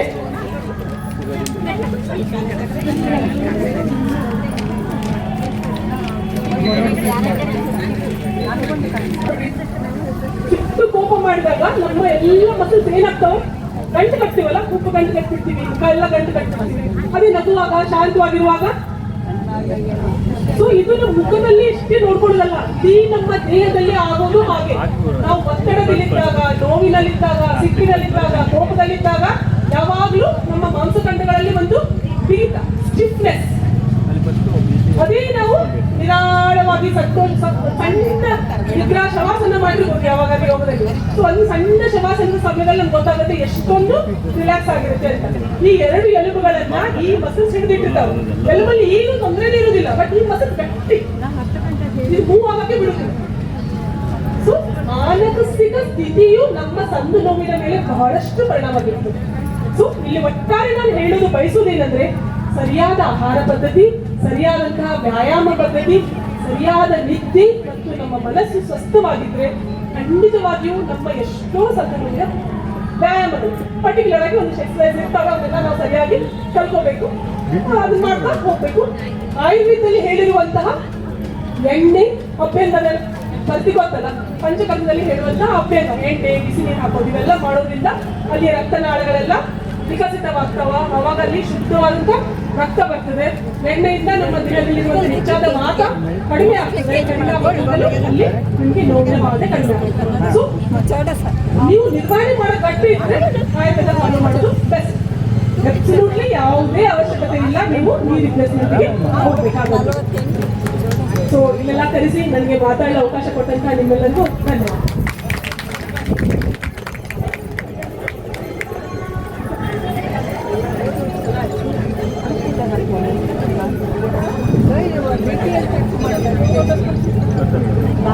ಯಶೋಧಾ ಮೇಡಮ್ ಅವರೇ, ನಿಮಗೆ 4 ಅಕ್ಷರದ ಧನ್ಯವಾದವನ್ನ ಅರ್ಪಿಸುತ್ತಿಲ್ಲ.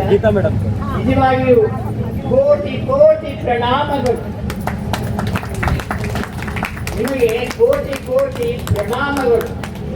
ಅಷ್ಟೇ ಅಲ್ಲ, ಒಂದು ಮಾತಿದೆ, ವೈದ್ಯರ ಹತ್ರ ಹೋದಾಗ ಏನಿಲ್ಲ ಚೆನ್ನಾಗಿದ್ಯಾ ಅಂತ ಹೇಳಿದ್ರೆ 50% ಕೂಡ ಆಗ್ತದೆ. ಅದು ಇವತ್ತು ನಾ ಹೇಳ್ತೇನೆ, ನನ್ನ 75 ವರ್ಷದಲ್ಲಿ ಇಂತಹ ಒಂದು ಅದ್ಭುತವಾದ ಆರೋಗ್ಯದ ಬಗ್ಗೆ ಭಾಷಣವನ್ನು ಕೇಳಲು ಫಸ್ಟ್ ಟೈಮ್.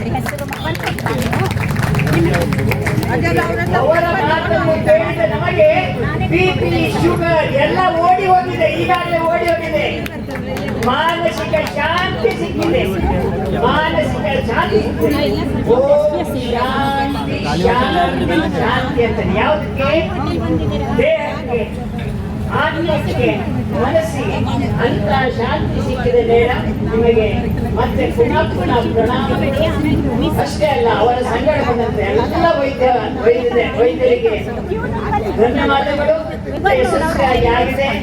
ಯಶೋಧಾ ಮೇಡಮ್ ಒಂದು ರಿಕ್ವೆಸ್ಟ್, ಯಾವುದೇ ಸಮಿತಿಯಿಂದ ಆಗಲಿ ದೊಡ್ಡ ಪ್ರಮಾಣದಲ್ಲಿ ಇರುವಂತಹ ಒಂದು ಸಂಖ್ಯೆಯುಳ್ಳ ಜನರು ಇದ್ದಾಗ ನಾವು ನಿಮ್ಮನ್ನ ಕರೆಸಬಹುದಾ ಅಂತ ಕೇಳಿಕೊಂಡು ನನ್ನ ಈ ಕಾರ್ಯಕ್ರಮ ಇಲ್ಲಿಗೆ ಮುಕ್ತಾಯ ಅಂತ ಹೇಳ್ತೇನೆ. ಜೈ ಬಸವೇಶ್ವರ. ಮಾಡ್ರಿ